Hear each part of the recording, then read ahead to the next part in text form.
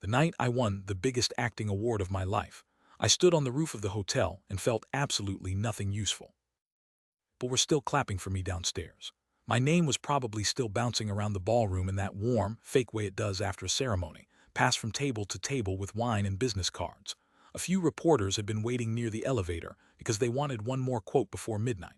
My manager had called me 6 times in 12 minutes. The trophy in my hand was cold, heavy, and polished enough to throw back the lights from the city below.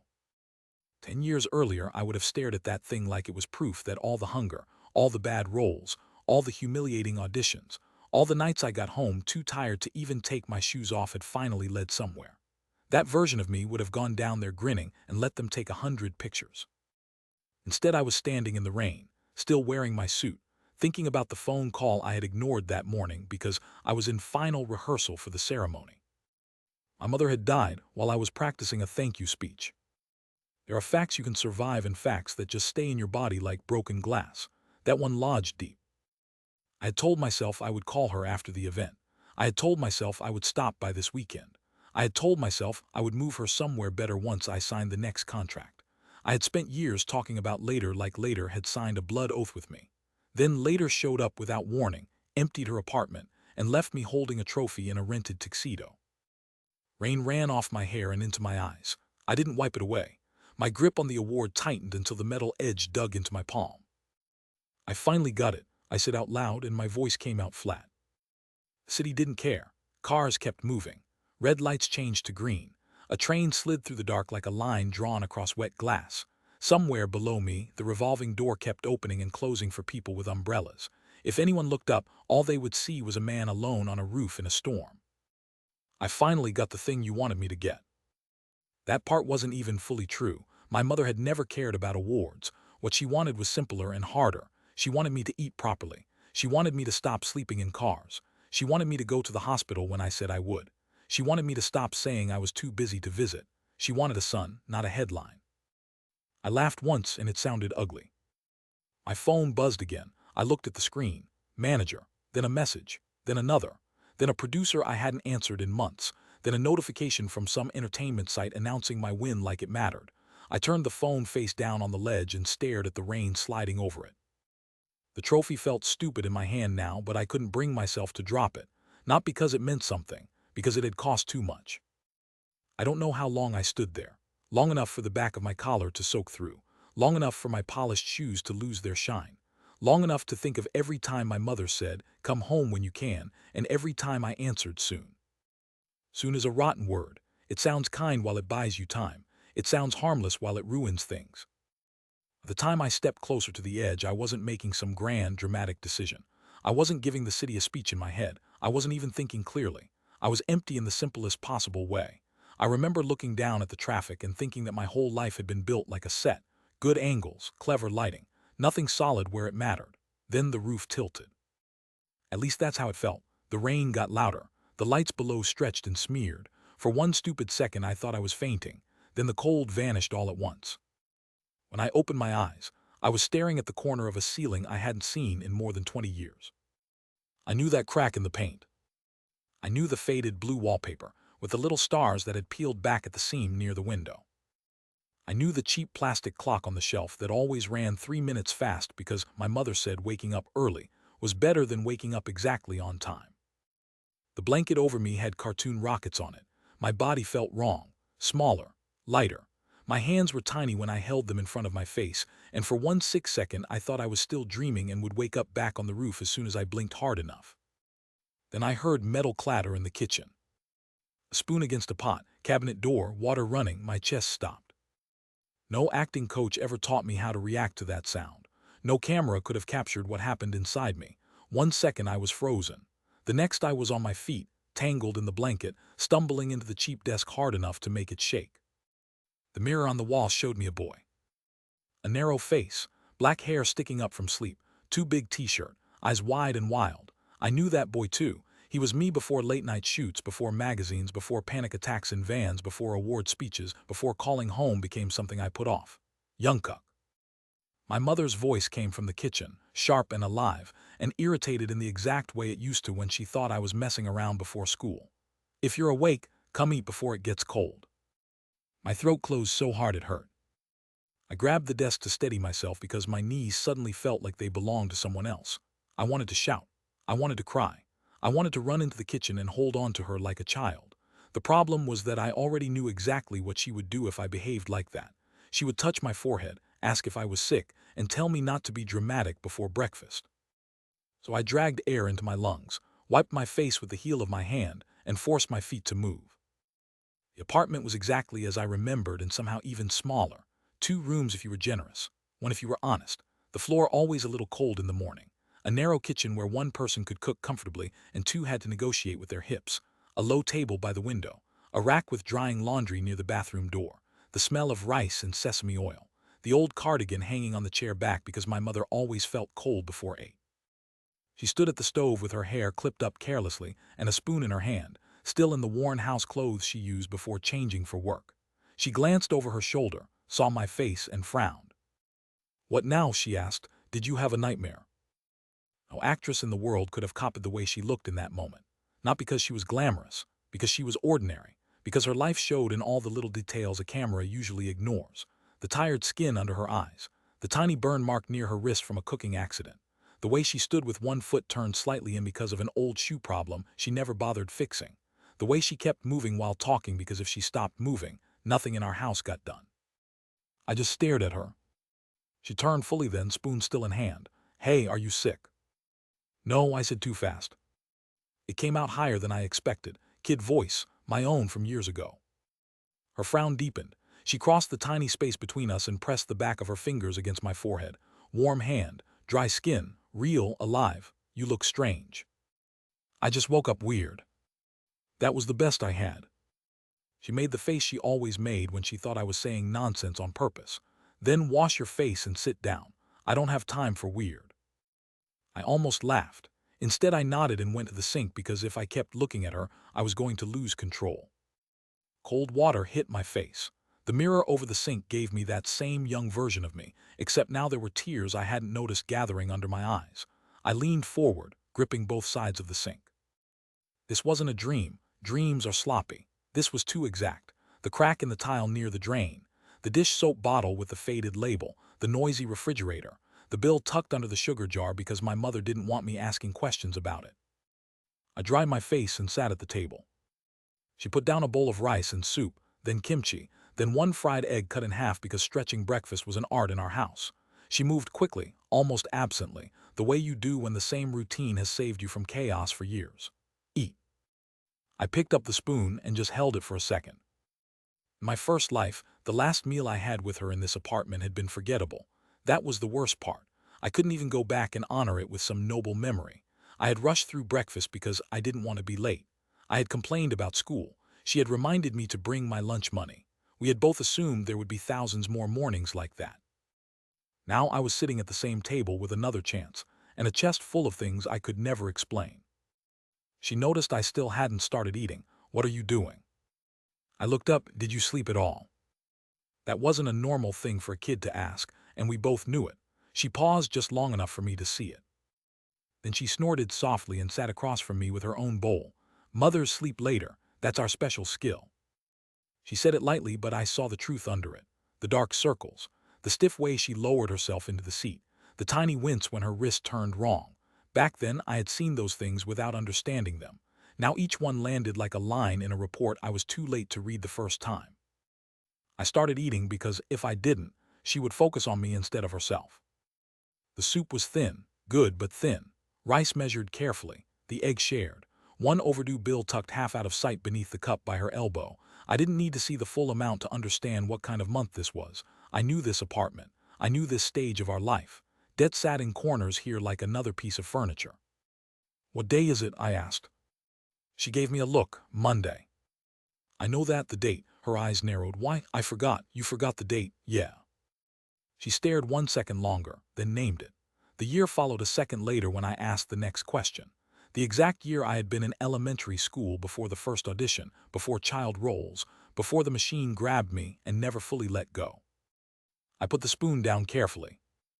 If this was real, then the timeline in my head was real too. That meant some things had not happened yet. That meant some things could still be changed. My mother clicked her tongue. Eat. I picked the spoon back up. I didn't make some theatrical vow right there. Real people almost never do. What I felt was quieter and much harder. A simple, brutal decision. In this life, if that was what this was, I was not going to lose her again because I was too busy chasing a future that kept moving every time I got close. After breakfast, she shoved my backpack at me and told me to stop moving so slowly. I took it automatically. Same cheap bag, same scratch on the zipper, same science sticker peeling off the side. When I put on my shoes at the door, I noticed how small they were and almost laughed again from the shock of it. My mother grabbed her own bag and reached for the light switch. Come on, I have to open the store early. In my first life, I had forgotten how many jobs she worked in those years because children are selfish by design. They think adults exist as background structure. Meals appear, uniforms get washed, rent happens somehow. When you're older, you realize your mother had been holding up an entire building with two hands and no help. We stepped into the alley. Morning damp. Delivery scooters. A cat under the stairs watching us like it owned the neighborhood. The old woman across the hall shaking a mat out over the railing. The world looked both exactly right and weirdly intense, like someone had increased the sharpness on my vision. Every place held two versions at once. The one in front of me and the one from memory. This corner where I once fell and scraped both knees. That convenience store where prices would go up next year. That bus stop where one of the drivers always left 2 minutes early. I knew so many things that hadn't happened yet, and I had no idea which of them could actually be changed. My mother locked the door and glanced at me. What now? I realized I'd stopped moving again. Nothing. You've said that 3 times this morning. Maybe I'm trying out a new personality. She almost smiled. Try one that gets to school on time. We walked together to the main road. She headed toward the bus for her first job, and I headed toward school on legs that felt too short for the speed of my thoughts. Kids were everywhere, running, shouting, dragging their bags, finishing breakfast on the move. One boy had toast in his mouth and was sprinting like the fate of the nation depended on attendance. Another was crying because his shoe strap broke. 2 girls were arguing about a TV show. I kept catching myself staring because I wasn't one of them and also was Youngkuk. I turned. Seung-ho came jogging up beside me, bag half open, hair a mess, face already sweaty though the day had barely started. In my first life, he was my closest friend for a few years until acting schedules in different schools quietly erased the distance between us. Not some tragic betrayal, just life. Still, seeing him again hit me harder than I expected. You look like you saw a ghost, he said. Maybe because I had, maybe because I had been one. Maybe I did, I answered. He blinked, then grinned. Good, tell it to do my math homework. I laughed for real that time, and the sound startled me. It had been a while since anything came out of me without effort. He squinted at me. Why are you talking weird? I just woke up. Everybody did. He bumped my shoulder with his. It was such a normal, stupid gesture that it almost made my throat tighten again. School itself was less traumatic than eerie. Same teachers, same desks, same smell of chalk and pencil shavings and cheap floor cleaner. Same feeling that the walls were trying to teach children how to sit still long before life asked anything harder of them. The first half of the day passed in a blur because I was juggling multiplication tables with a brain full of future hospital bills, auditions, contracts, and funeral flowers from another life. A few times I answered too quickly and got strange looks. Once I almost called a teacher by the nickname the staff used years later and caught myself in time. At lunch, I stared out the classroom window and tried to organize my thoughts. Problem 1, my mother was alive, but the conditions that had worn her down the first time were still here.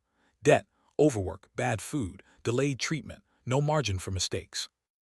Problem 2, the route that had made me successful before was also the route that separated me from her. Acting gave us money, but it also took time, sleep, attention, and eventually my ability to live like a son instead of a product. Problem 3, I was still me, which meant whether I wanted it or not, I knew how to act, knew the room, knew the tricks, knew the work, knew where the first door opened. I told myself not to think about auditions. That lasted until after school. When I turned into our street, a dark sedan sat outside the building. I stopped walking. The man leaning against it was younger than I remembered, but just as unpleasant. Not loud, not flashy, clean shirt, cheap cigarette, the kind of smile that arrives before pressure does.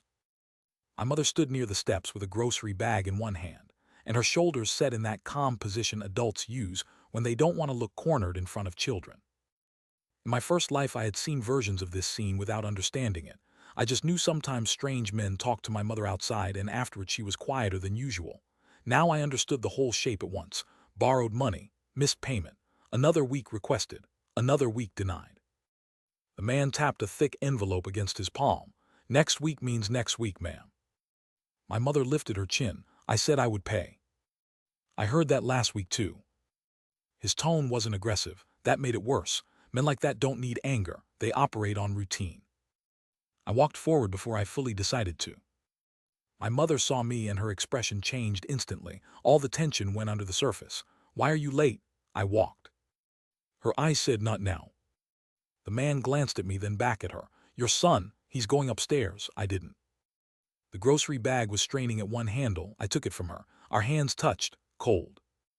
I'm hungry, I said, because it was the only normal line available. Then go in. The man flicked ash to the ground. We're done here for now, for now. He got into the sedan and drove off without another word. My mother exhaled through her nose once, then started up the stairs like nothing had happened. I followed, the grocery bag heavier than it should have been. Inside were bean sprouts, tofu, discount noodles, and medicine she probably should have bought more of but couldn't. In the apartment, she took the bag from me and started putting things away. Who was that? I asked. No one. I waited. She shut the cabinet too hard. Why are you asking so many questions today?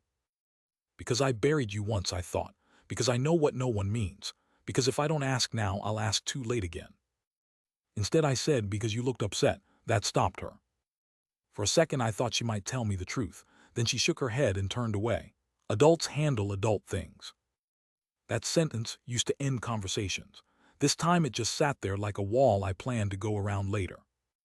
That night, while she thought I was doing homework, I searched the apartment the way only a child who lives there can. Not dramatically, quietly, in drawers, under stacked receipts, in the envelope box near the refrigerator, inside an old handbag in the closet.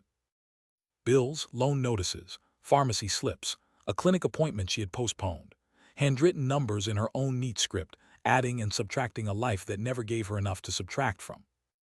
I sat on the floor beside the low table and stared at the stack. No amount of promising myself to be a better son was going to erase that math. I needed money, real money, soon, not later. The next afternoon, I found the flyer. It was pinned to a cluttered notice board outside a little private academy near the stationery shop. Bright paper, cheap printing, a child commercial audition, no big agency required, simple directions, payment listed lower than what a grown actor would bother with and higher than what our table could ignore. I stood there too long. In my first life, that flyer had been the start of everything. Back then, I saw it as a door out, then a door up, then just the door I kept running through because I didn't know how to live outside it anymore. Now I looked at it and felt two things at once. Fear, because I knew exactly what the industry could do to family. Relief, because I also knew this was one of the few doors I could actually open with my own hands. The clerk inside the shop looked up from a magazine, thinking of trying out. I pretended to still be deciding. I was just reading it. She smirked. Kids who say that usually show up first on audition day. I took one of the tear-off slips with the number on it and stuck it in my pocket. All the way home, I kept trying to think of an alternative, some other fast path, some other skill a 10-year-old could turn into money without setting his whole future on fire. Nothing useful came to mind. I could not stock trade as a child. I could not magically become an adult with a salary. I could not stop time. What I had was a strange second chance, a working memory of how the entertainment world moved, and a mother whose health was already being spent like loose change. By the time I opened our apartment door, the decision was made. The hard part was saying it out loud. She was sorting laundry near the window, sleeves rolled up, radio on low. Rain tapped lightly against the glass. The apartment smelled like soap and garlic. Mom, she looked up. I want to try out for something. No reaction at first. Then her eyes shifted to my pocket because I had made the mistake of touching it. What's something? I pulled out the folded flyer and handed it over. She read exactly 2 lines before her face closed. No. I had expected resistance. The speed of it still hit hard. It's just one audition. No. You didn't even finish reading it. I don't need to, no. She set the flyer on the table like it was dirty. In my first life, this conversation had gone differently. I had begged. She had hesitated. A neighbor had intervened. Luck and timing and my own talent had done the rest. This time I was older inside, which meant I understood her much better, and that made the conversation harder, not easier. Why not? I asked, even though I knew. Because that world eats children for fun. That was such a sharp line coming from her that I almost smiled despite myself. It was also true. I'd be with you, I said. She crossed her arms. That changes nothing. You can stay the whole time. I said no. If I hate it, I won't do it again. You don't know if you'll hate it. I don't know if I'll like it either. She stared at me for a long moment, then sat down and pressed 2 fingers to her temple. Tired. Already tired, and it wasn't even evening yet. You think this is cute because you saw a flyer? I took the seat across from her. No, then what is this? The truthful answer was too impossible, because I know what happens if we keep living like this, because I know what medicine costs later, because I know the exact shape of my regret if I do nothing. I gave her the nearest true version a child could say. I think I can do it. Her expression changed again, but only slightly, less annoyance, more caution. How would you know that? I looked at the flyer instead of her face. I don't know, I just do. You sound ridiculous, probably. That almost got a laugh out of her, but not quite. The room went quiet except for the radio and the rain. Then she said, 1 audition. I stay with you the whole time. If I don't like the people there, we leave. Relief hit so fast I had to keep my face neutral. Okay. And if you hate it, that's the end. Okay. And no clever talking to strangers. That one almost made me grin. That sounds hard. That's the clever talking I mean. This time she did laugh just once and folded the flyer in half. We'll see. That was all. No swelling music, no dramatic handshake, just permission bought with concern and a very small opening.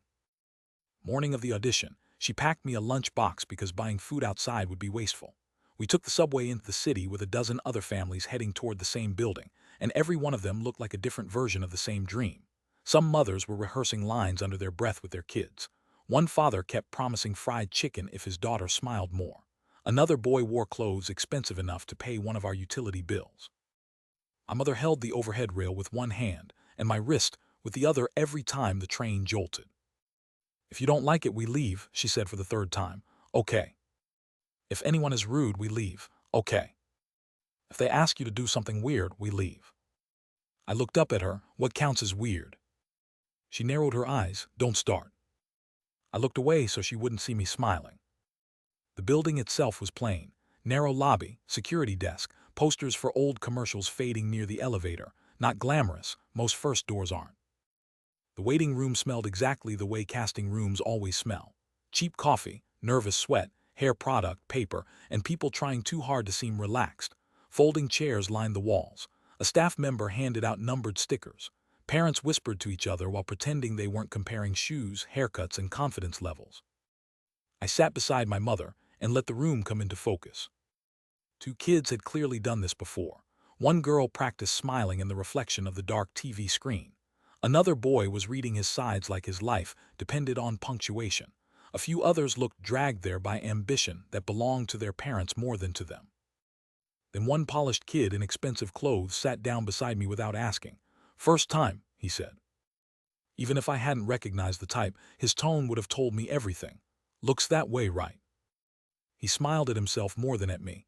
Watch how I do it. Directors like confidence. I turned a page. Good for them. Silence sat between us for a second. He wasn't used to people refusing the setup he offered. Children who grow up in rooms like this learn early that attention is a currency. He expected me to want some. He got called before me. He stood, smoothed his shirt, and walked in like the hallway belonged to his family. My mother leaned closer. Friend of yours? No, he talks a lot. That's one of his strengths. She bit back a smile. When my number was called, I stood so quickly that my body surprised me. Some things don't leave you even when the years do. The moment before an audition, the tiny pivot from waiting to entering, the calm you either build or fake.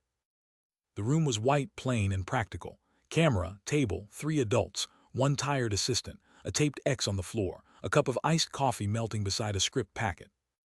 Whenever you're ready, one of the judges said. I looked at the page, then at them. Do you want it softer or more direct? That got their attention. Professionals always notice adjustment-minded kids.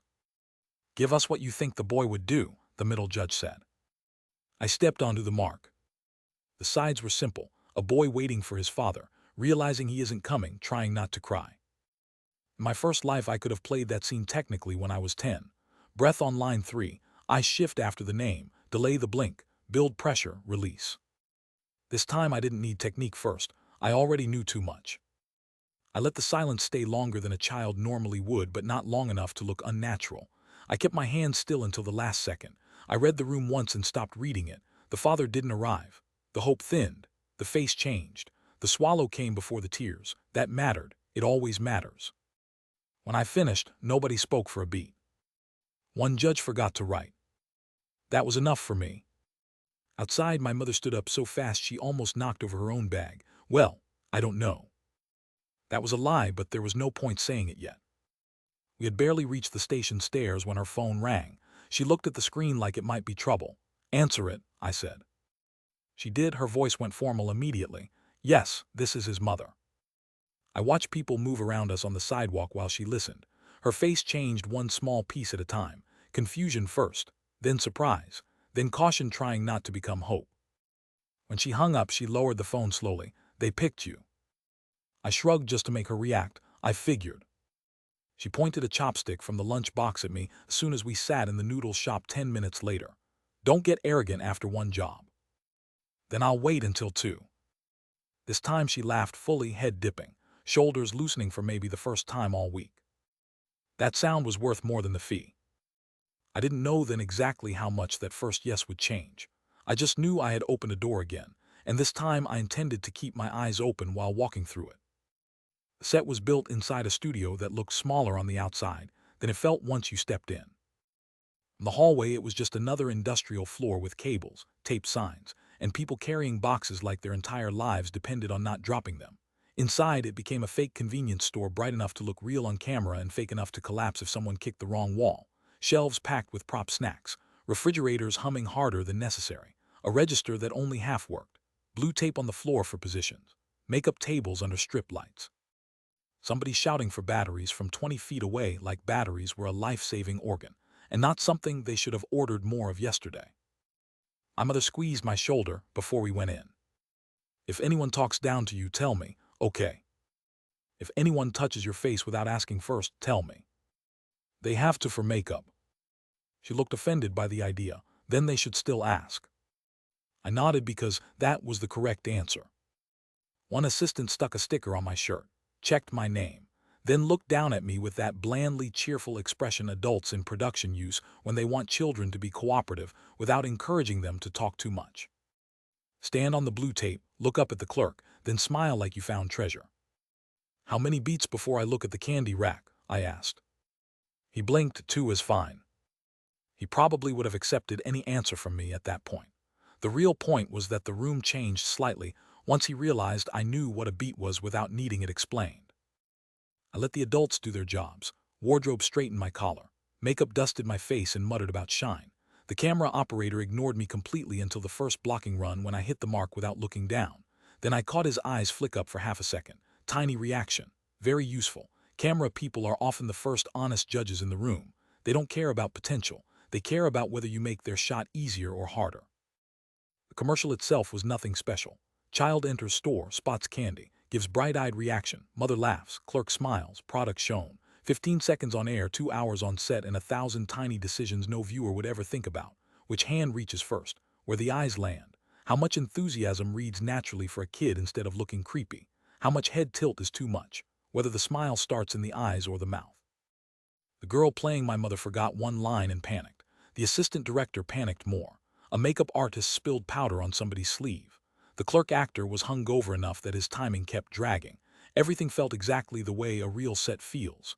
Busy, messy, fragile, saved every minute by people pretending they are not improvising around new problems. I liked it more than I wanted to. That was the part I had to watch. Because there was a dangerous kind of relief in being back inside a structure I understood so well. Sets had rules, marks, priorities, cause and effect. Hit your spot, listen, adjust, don't waste a take, don't become the story unless the story is supposed to be about you. Real life, especially poverty, wasn't that clean.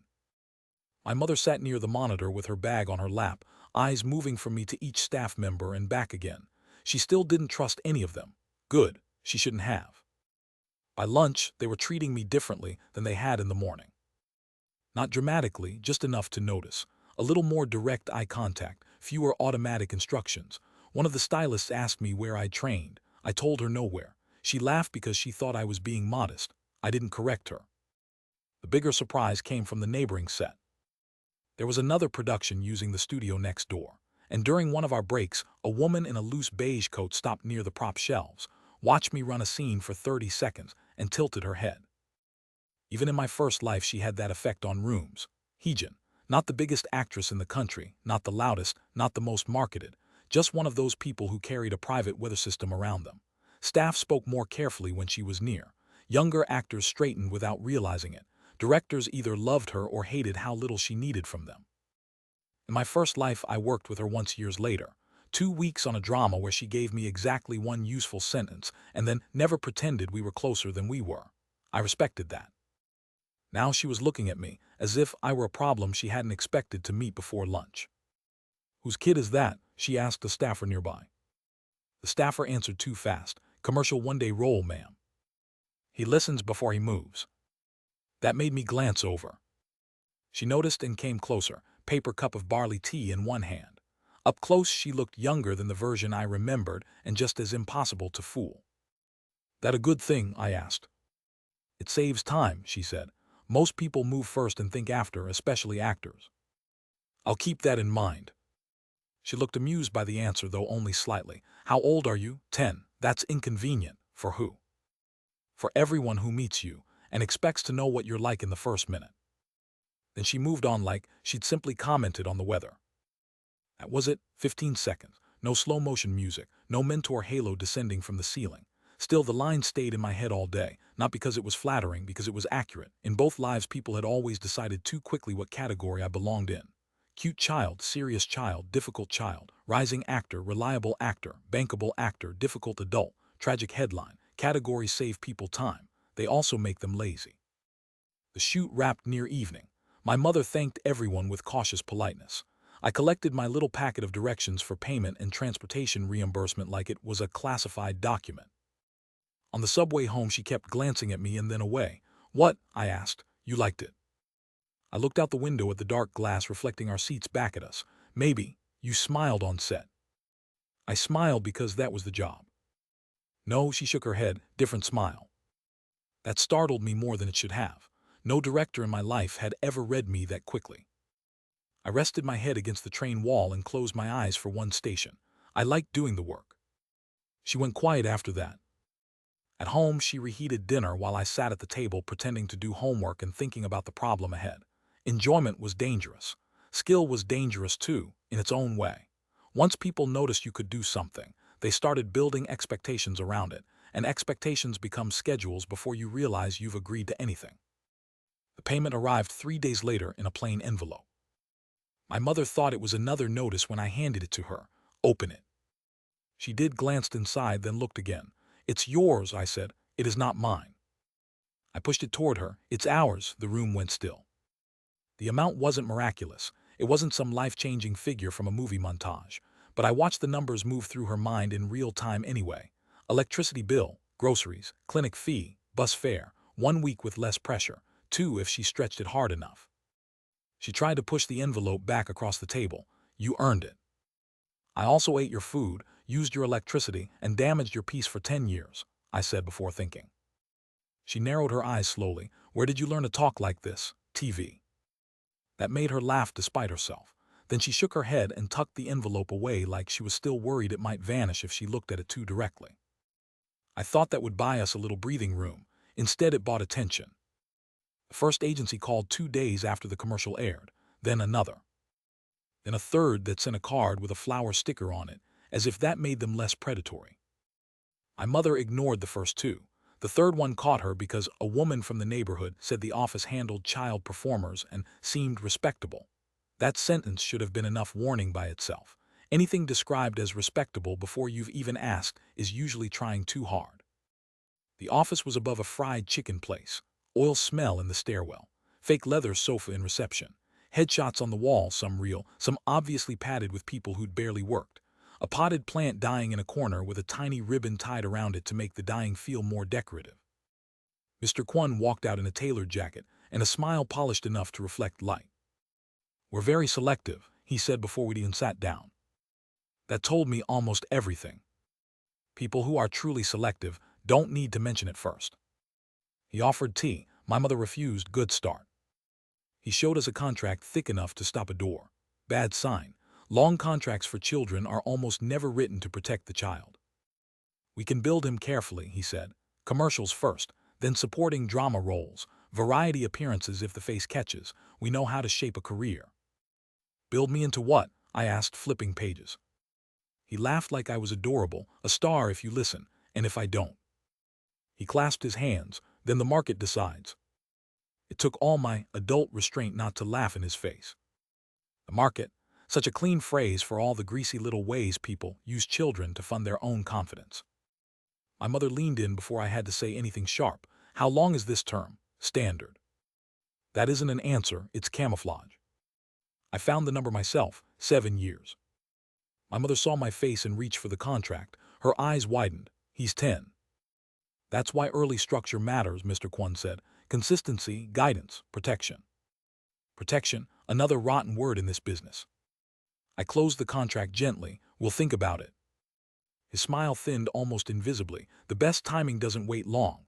"I've noticed," I said. We left without signing. On the stairs down, my mother held the railing harder than usual, not from weakness, anger. "He talked like you were already his. That's how some of them work." She stopped halfway down and looked at me. "How do you know that?" I had to answer carefully now. She'd been watching me too closely ever since the breakfast questions. "I pay attention." She studied me for a second longer, then resumed walking. "Keep doing that." That conversation decided the next step for me. If I was going to go back into acting at all, I couldn't do it like a lucky child drifting along behind adults with sharper elbows. I needed cover, structure, plausibility, a reason to know the things I knew. I didn't need beginner lessons, but I did need somewhere to stand that looked normal from the outside. So I joined a weekend acting academy. The place was on the 4th floor of a commercial building that smelled like instant noodles, printer ink, and old mop water. The studio itself had mirrored walls, black mats stacked in a corner, foam blocks for movement exercises, and a teacher named Ms. Park who looked like she could spot fake crying through concrete. Parents lined the back wall for the first class like they were attending a military briefing on behalf of their offspring. A few mothers were visibly more invested than their children. One boy was already doing elaborate introductions to people who hadn't asked his name. One girl sat alone, stretching quietly, and looked more prepared than all of us combined. Ms. Park clapped once. "Tell us why you're here." The answers rolled out exactly the way I expected. "I like acting. My aunt says I have a good face. I want to be famous. My mom signed me up. I was on a commercial." That last one came from a kid who said it like he was discussing military service. When it was my turn, I said the most useful truth available. "I want to make enough money that my mom stops worrying." The room changed slightly. Adults always react strangely when a child says something too close to the bones. Miss Park looked at me for a long second. "That is not a child's dream." "Then I guess I'm starting early." A few kids laughed. She didn't. She wrote something on her clipboard instead. The classes themselves were half useful, half theater of parenting, but even the useless half taught me things. Children who had been forced into 3 different academies by age 9 moved differently from children who came out of curiosity. Kids with real instinct often hid it under boredom because they hated being watched. Parents gave away their own ambitions in how they corrected posture, pronunciation, and smile shape. The teacher gave away her standards in what she let slide and what she stopped immediately. I kept my performance level modest on purpose, good enough to progress, not so good that everybody in the room started circling the mystery. A child who appears from nowhere and performs like a veteran doesn't get admired first, he gets investigated. I made friends slowly there, or something close to friends. Mostly other kids who were tired enough not to perform a personality every second. One of them, a small girl with blunt bangs and a terrifyingly good memory for lines, asked me during break why I never showed off in improvisation. "Maybe I don't like wasting good material in a room this small," I said. She stared at me. "You talk weird." That was becoming a theme. Through the academy, I heard about a television drama audition for a small supporting role. Better pay, better exposure. More importantly, more room to work with emotion instead of just smiling at candy under studio lights. The waiting room was harsher than the commercial one. More agencies, better clothes, sharper parents, more children who knew how to weaponize confidence. Minwoo was there again, haircut neater, expression somehow even more convinced of his own inevitability. "You got lucky last time," he said. I kept reading my sides, maybe. Luck runs out on sets, so does volume. He went quiet for a full 10 seconds. Progress. Inside the room, Director Min sat with one elbow on the table and a pencil tapping against his script. No fake warmth, no bright encouragement for the children. I liked him immediately. After my first take, he didn't say good job. He didn't say cute. He didn't ask how old I was. He just slid the script down an inch and said, "Now do it again like the lie is deliberate instead of frightened." That was not a child adjustment. That was a working actor adjustment. My pulse kicked once. Okay. Same lines, same scene, different center. The first version, the boy lied because he was scared. The second, he lied because he had already decided being caught was less important than protecting someone else. Tiny shift on the page, massive shift in the body. When I finished, Director Min's pencil stopped tapping. "Who taught you adjustment?" he asked. I answered before caution could catch me. "You just did." The left corner of his mouth moved. On another man, it might not have counted as a reaction. On him, it was almost fireworks. "You always answer like that." "Only when the question is interesting." That time the assistant beside him laughed. Director Min didn't, but he wrote something down. I walked out of the room with the same calm I had gone in with. My mother, waiting in the hall, stood before I reached her. "Well, I think it went okay. You think?" "Yeah." "You never say things simply." I smiled. "I'm trying." The call came that evening. Maybe not shortlist, offer. That was the first serious moment in this second life when I felt the track under me shift from possibility to movement. Commercials were a crack in the door. Television was the door opening far enough to see the machine behind it. I accepted. Not because I was excited. Because the bills in our apartment still had dates on them, and those dates didn't care how complicated my feelings were. The drama set taught me something the commercial set had only hinted at. A short shoot can hide weakness, long production can't. Commercials are built to smooth everything over. 15 seconds on screen means you can rescue a lot with editing, lighting, music, and repetition. A drama set runs for weeks. Weak attention shows, weak listening shows, bad instincts show. Worse, they show when everyone is tired, which is when the truth about people gets easiest to read. Production had built a hospital ward across 2 sound stages, one for the patient rooms and one for corridors and reception areas. Pale walls, monitors that beeped on cue, rubber flooring that reflected light weirdly unless the camera angle cooperated. Beds lined up with sheets too clean to be believable. Props everywhere. Clipboards, saline bags, wheelchairs, plastic medicine cups, fake charts with barcodes nobody would ever scan. The first day I arrived before call time because old habits don't die cleanly.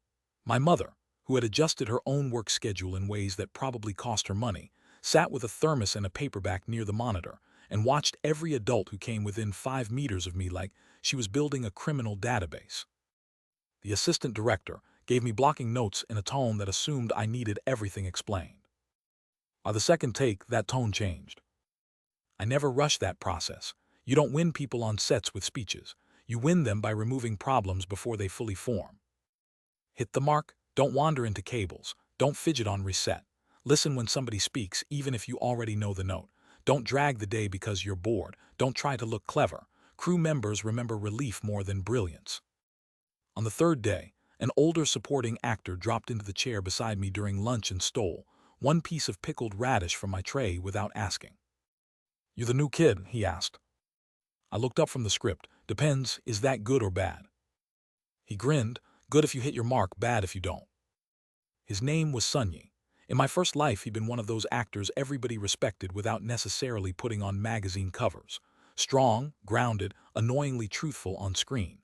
The kind of performer directors trusted when the scene had to hold.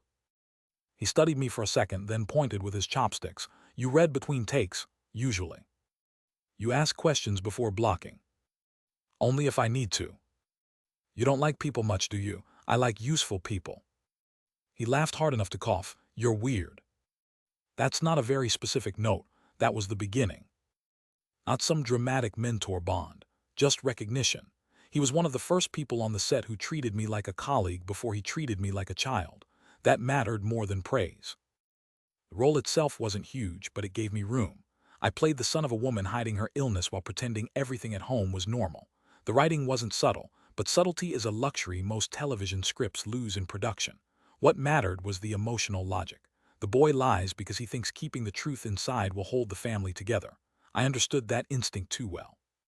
The work went well enough that my name started traveling around the set before the end of week 1. The wardrobe team stopped double-checking every basic instruction. The script supervisor started warning me when pages had changed because she knew I would care. The camera operator, who ignored everybody, equally started greeting me in the morning with a grunt, which in his language meant professional respect. Even Director Min, who rationed approval like medication, gave me one sentence after an emotional scene. That was clean. Coming from him, it might as well have been an award speech. At school, things changed faster than I wanted. Once your face appears on television, even briefly, people don't look at you the same way. Kids who ignored me 2 weeks earlier started hovering near my desk with questions they disguised as jokes. Teachers called on me less in class, but asked if I was managing well. A boy from the back row asked if I could cry on command right there by the windows. "Can you solve fractions on command?" I asked him. "That's different, not to me." Seung-ho nearly swallowed a laugh and had to pretend to cough. The bigger problem wasn't the attention. It was how that attention drifted toward my mother. She worked evenings at a small neighborhood grocery after her day shift. In my first life, I barely understood how exhausting those months were for her because I was already starting to get pulled into academy schedules and little jobs. This time I saw the full shape. Wake before dawn. Work. Commute. Shop for the cheapest possible ingredients. Work again. Come home with swollen feet and pretend the swelling was normal. One evening, on instinct more than plan, I stopped by the store after class. A local entertainment reporter was there pretending to buy gum. You can tell when somebody is fishing before they ask the full question. Their smile doesn't land right. Their eyes scan the room while the mouth keeps moving. They act friendly to the person they actually want information from and rude in tiny invisible ways to everyone around that person. He stood by the register, camera bag hanging from one shoulder. "We just wanted a heartwarming angle," he said to my mother. "Single parent, hardworking family, child success story. Audiences love that." My mother kept her face polite. "I don't know anything about angles." I stepped between them before he could try another version of the same trap. "Then write about the store owner who lets old ladies buy on credit," I said. He looked at me, surprised and annoyed in equal measure. "And you are the kid whose family you should leave alone after 7. The camera wasn't even raised, but he instinctively adjusted his posture like maybe this would become a quote. I didn't give him one. I just stood there until the air changed, and he understood he wasn't going to get a softer opening through my mother. He left without buying the gum. That should have ended it. It didn't. Attention is lazy once it finds a target. It comes back through simpler doors. Neighbors asking for a friend. Store customers lingering too long. Parents at school trying to sound casual while extracting details. One auntie from upstairs telling my mother she ought to be careful because people get strange around celebrity. No kidding. I started coming home more often between academy and filming, just to check. That was how I noticed the signs I had missed the first time. My mother's hands shook slightly when she lifted heavy pots. She sat down more often before standing up too quickly and pretending she hadn't needed the chair. The medicine she bought for herself changed from one box to another because she was likely stretching dosage on the cheaper option. She had a clinic follow-up written on the calendar and crossed it out. I stood in the kitchen one night staring at that crossed-out date and felt real fear for the first time since waking up in the apartment. Not abstract fear, not memory fear, immediate fear with shape and schedule. The next morning I asked her directly, "Why didn't you go?" "Go where?" "The clinic." She didn't look up from packing my lunch. "I rescheduled. When I have time." That answer told me everything. People say that when they don't have the money, not when they lack a free afternoon. The work on the drama intensified. More scenes, longer days, more night shoots. On paper that meant progress. In my body it meant a dangerous split starting to form. Part of me felt sharper and more alive on set than I had in years. The other part kept seeing the apartment as a countdown clock. Director Min gave me a difficult hospital room scene in week 3. The character had to lie to his mother while trying not to collapse himself. During rehearsal I played it too well, too controlled, too technically balanced. "You're arranging the emotion," he said. "Stop arranging it." That irritated me because he was right. I reset, let the line stumble once, let the breath come in wrong, let the eyes fight the tears instead of presenting them neatly. The take landed better. After cut, he didn't praise me. He just moved on, which was also useful. Good directors don't build your self-esteem for you, they build the scene. By then, Sunny had made a habit of appearing beside me during meal breaks and saying something uncomfortably accurate. One night we sat on plastic crates near the loading door, with lukewarm stew balancing on our knees, while generators hummed outside. "You act like somebody who already failed once," he said. I kept eating because, if I reacted too fast, he would know he'd hit something. "Maybe I don't like wasting chances." "That's not the same thing, no." He shook his spoon once. "No, people who just hate wasting chances usually look ambitious. You look apologetic." That one landed hard enough to make me angry. "I'm 10, I said. "Maybe you're reading too much into my face." He laughed softly. "Maybe, or maybe your face is doing too much work." I wanted to tell him to mind his own business. Instead, I asked, "How do you not get eaten by this place?" He glanced back toward the set door. "I do, I just charge interest." That answer sat with me for days. The drama aired. Ratings were decent. My scenes got mentioned in a few online recaps. One article called me surprisingly restrained for a child performer. Another called me the face to watch among this year's younger actors. Publicity language always sounds like someone describing a horse before auction. Still, useful horse stock is better than none. The money got a little better, not enough to fix everything, enough to briefly reduce the noise. Then my mother dropped a plate in the kitchen one night, and the whole room snapped in half. The sound itself was small, porcelain hitting tile, but I knew instantly from the silence after it that this wasn't just clumsiness. I ran in and found her braced against the counter, one hand flat on the surface, the other pressed hard to her side. The plate had shattered under the sink. Water spread slowly toward the cabinet. "I'm fine," she said, which is what sick people always say when they are very much not fine. "No, you're not." She tried to straighten and failed halfway. Her face had gone pale in that dangerous, drained way that leaves no room for argument. "Don't scare yourself. Too late." For half a second I was back on that hotel roof with rain in my eyes and nothing left to fix. Then the older part of me took over completely. Phone, emergency number, unlocked door, clear path, fine coat, keep talking, keep her upright, don't let panic waste useful seconds. The paramedics arrived with efficient faces and practiced hands. One asked questions. Another checked vitals. My mother kept apologizing for being inconvenient, which might be the most mother sentence ever invented. I rode in the ambulance holding her bag, because it gave my hands something to do besides shake. Hospital light is a special kind of cruel, too bright to hide in, too flat to pretend in. They took her for tests and left me in a corridor with plastic chairs, a vending machine, and enough silence to hear every regret I'd ever postponed. A doctor eventually came out and explained it in the cleanest terms available. Exhaustion, underlying condition, not immediately catastrophic, very much not something to ignore, follow-ups needed, medication needed, rest needed, better food, better schedule, better everything our current life wasn't built to provide. My mother, of course, tried to minimize it as soon as she was coherent enough. "It's not a big deal. It is if you keep skipping appointments." She looked at me over the hospital blanket with tired irritation. "Who are you, and what did you do with my son?" That line would have been funny somewhere else. I sat down beside the bed and looked at the thin blanket, the IV line, the paper wristband, the scuffed floor, the old television bolted in the corner. So many lives in rooms like that are changed by money before medicine ever gets the chance. "I need you to stop saying you're fine when you're not."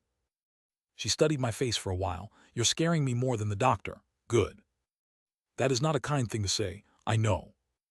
The next day, when she finally dozed off, I sat in the corridor with vending machine coffee and did the ugliest math of my life. Clinic bills, medicine, rent, transport. Food that actually counted as nutrition. Fewer work shifts for her, more work for me.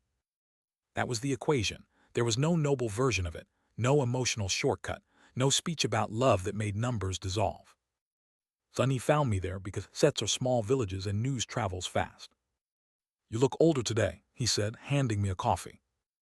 I feel older every time somebody hands me a hospital form. He leaned against the vending machine and let that sit. Then he said, "You can keep pretending acting is optional if you want. Life doesn't care." I let out a breath that almost became a laugh. "Comforting. It's not comfort. No, it's direction." That was the word I kept coming back to in this second life. Direction, not certainty, not safety, direction. By sunrise, I had stopped arguing with reality. I was going back in seriously. Not because I loved the industry. Not because I thought talent excused obsession. Not because I wanted another trophy or another carpet or another article written by somebody who had never once helped me carry groceries upstairs. I was going back because my mother was alive, and being alive costs money every single week in ways funerals don't prepare you for. The next offer proved how ugly and simple the choice was. A feature film, heavy role, brutal schedule, a child lead most agencies were avoiding because the director had a reputation for tearing false performances apart in front of everybody until only something raw remained. The money was much better than television. The prestige was real. The risk was real too. Producer Yoon laid the script on the table like he was setting down evidence. My mother crossed her arms before I even touched it. It is too much for him. That is why it matters, he said. That is why you should find somebody else. I put a hand on the script. Let me read it. She turned to me. You don't even know what it is. No, but I know easy jobs never changed our rent. The room went quiet after that. I hated saying it, hated turning our life into leverage in front of strangers, but pretending money was a side issue would have been childish in the worst possible way. Producer Yoon didn't smile. Good sign. Men who smile when a family exposes a wound are rarely worth trusting. Take the script, he said. Read it. If you come back because you understand what the role costs. That sentence, more than the fee, made me pay attention. I read it in one night. The story centered on a boy carrying grief too large for his body while trying to protect the one parent he had left. There was one rain sequence brutal enough to scare weaker agencies off. Several scenes with long silences. A director's dream and a child manager's nightmare. I finished the last page near dawn and knew the answer before I set it down. This role wasn't safe. It also wasn't fake. And I was done wasting time on safe things that left the real problems untouched.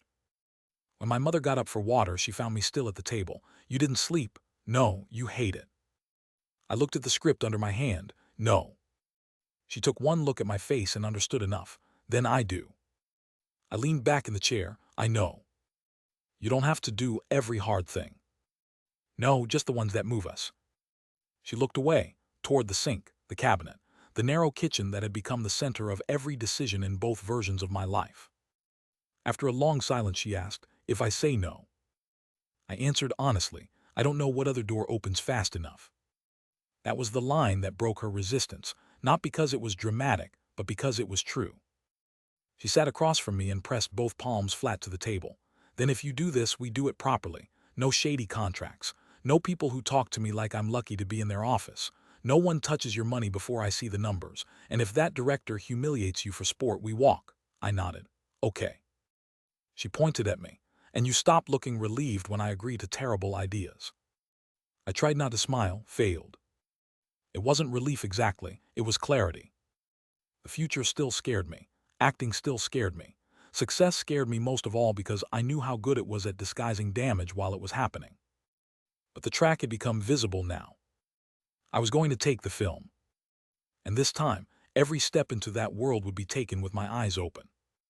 Preparing for the film felt different from anything that came before it. Television was speed, commercials were precision, this was excavation. Director Beek didn't want cute pain, which was his phrase from the very first meeting. He said it with the contempt some people reserve for tax fraud. He sat in an office with no decorations except storyboards and one dead-looking plant by the window, read a scene with me once, then closed the script and looked straight at my face like he was checking for weaknesses in the frame. If you come in here trying to impress me, he said, we will both suffer. That was a much more useful opening than fake encouragement. Producer Yoon had warned me that he was difficult. Difficult was an incomplete word. Difficult can mean moody, petty, indecisive, or just famous enough to behave badly. Director Beek was none of those. He was specific in a way that made everything else around him uncomfortable. He didn't ask what emotion I planned to use. He asked what the boy wanted in each scene, and what he was willing to lie about to keep it. He didn't ask if I could cry on cue. He asked whether I knew the difference between being observed and being exposed. He didn't ask if I had trained somewhere. He asked who in my life taught me how to hide bad news while pretending things were fine. That question sat between us longer than any of the others. My mother, I said at last. He nodded as if that confirmed something technical. Good. Use less of your face and more of your body. Children who grow up protecting adults don't waste expression. They waste posture. Then he handed me back the pages and told me to be at rehearsal 2 hours early on Monday. No flattery, no speeches about talent, no talk about destiny. I trusted him more because of that. The rehearsals took place in an old neighborhood house rented by production. Narrow stairs, wallpaper sun-faded in one room and newly patched in another. A kitchen too cramped for the number of crew members that would eventually try to fit inside it. Dusty curtains. A back alley visible through the rear window. Perfect for the story because it felt lived in and slightly defeated before we even started dressing the set. The child in the script wasn't me, but I could feel where our bones lined up. He had learned early to read adult moods from silence instead of words. He counted money in his head without touching it. He spoke lightly when the room got too serious, because making adults laugh was sometimes easier than making them honest. He watched doors, shoes, groceries, shoulders, the level of rice in the container, the position of unpaid envelopes, all the small clues that tell you how secure a home really is. Those details are the real work. People think performances come from big emotional lines. Most of them come from noticing where the bowl gets placed on the table and what that placement says about the person holding it. I built the role the way I used to build complicated adult characters years later, except now I had to hide that method inside a child's body. On the bus, I watched boys carrying too much in their faces. At intersections, I watched children wait 1 second too long before waving goodbye to tired parents. At the academy, I listened to how kids lied when they wanted to protect themselves and how they lied when they wanted to protect someone else. The difference matters. The first lie closes the body. The second keeps it open just long enough to seem believable. I wrote notes in the margins of the script, not actor notes like cry here or breathe here, living notes. He checks the fridge before answering. He stands in the doorway instead of entering because he's used to leaving first. He looks at his mother's hand before he looks at her face. He jokes when fear rises because the joke gives him a second to decide what the truth would cost. My mother caught me muttering lines in the bathroom mirror one night. You've been doing that for 3 days, probably a bad sign. You look tired, so do you. She leaned against the doorframe and folded her arms. If you say that one more time, I'm charging you rent. I can almost pay it, almost is rude. That kind of conversation became our new middle ground, not pretending the pressure wasn't there, not letting it swallow everything either. Sunny joined the film a week later in a supporting role and looked annoyingly unsurprised to see me already there. I knew you'd take it, he said. Why? You have that face people get right before they do the thing they hate because it's the right thing.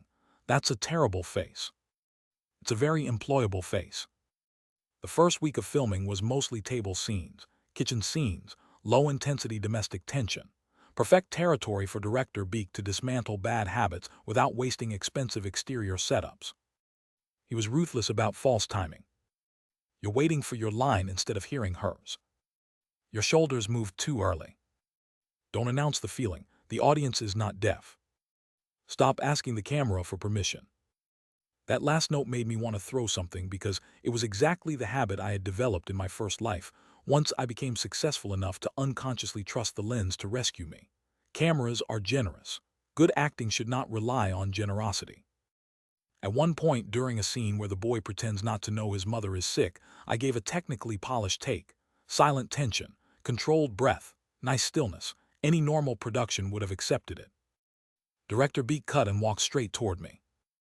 You're performing sadness instead of protecting it. I swallowed irritation. Give me the adjustment. Your mother is in the next room, and you decided not to cry where she can hear you. That one line changed the whole scene. The next take wasn't prettier, it was better. I kept my face neutral and let the restraint live lower, hands too careful with the spoon, body angled toward the door without obvious reason, voice almost normal, which made the cracks hurt more when they finally appeared. When the scene ended, the room stayed quiet for a second longer than usual. Director Beek nodded once and moved on. That was his version of approval. The rain sequence came later. Before that, the production released stills and a teaser. My face was in 2 of the posters, one with bruised knees and a school backpack, the other in profile beside a window streaked with rain. Online reactions were immediate in the way online reactions always are. Too dramatic, promising. Who is this kid? Why is the lighting so dark? The mother looks heartbreaking. This better not be emotional bait. I stopped reading after 10 minutes because comments are the fastest way to poison good work before it has even aired.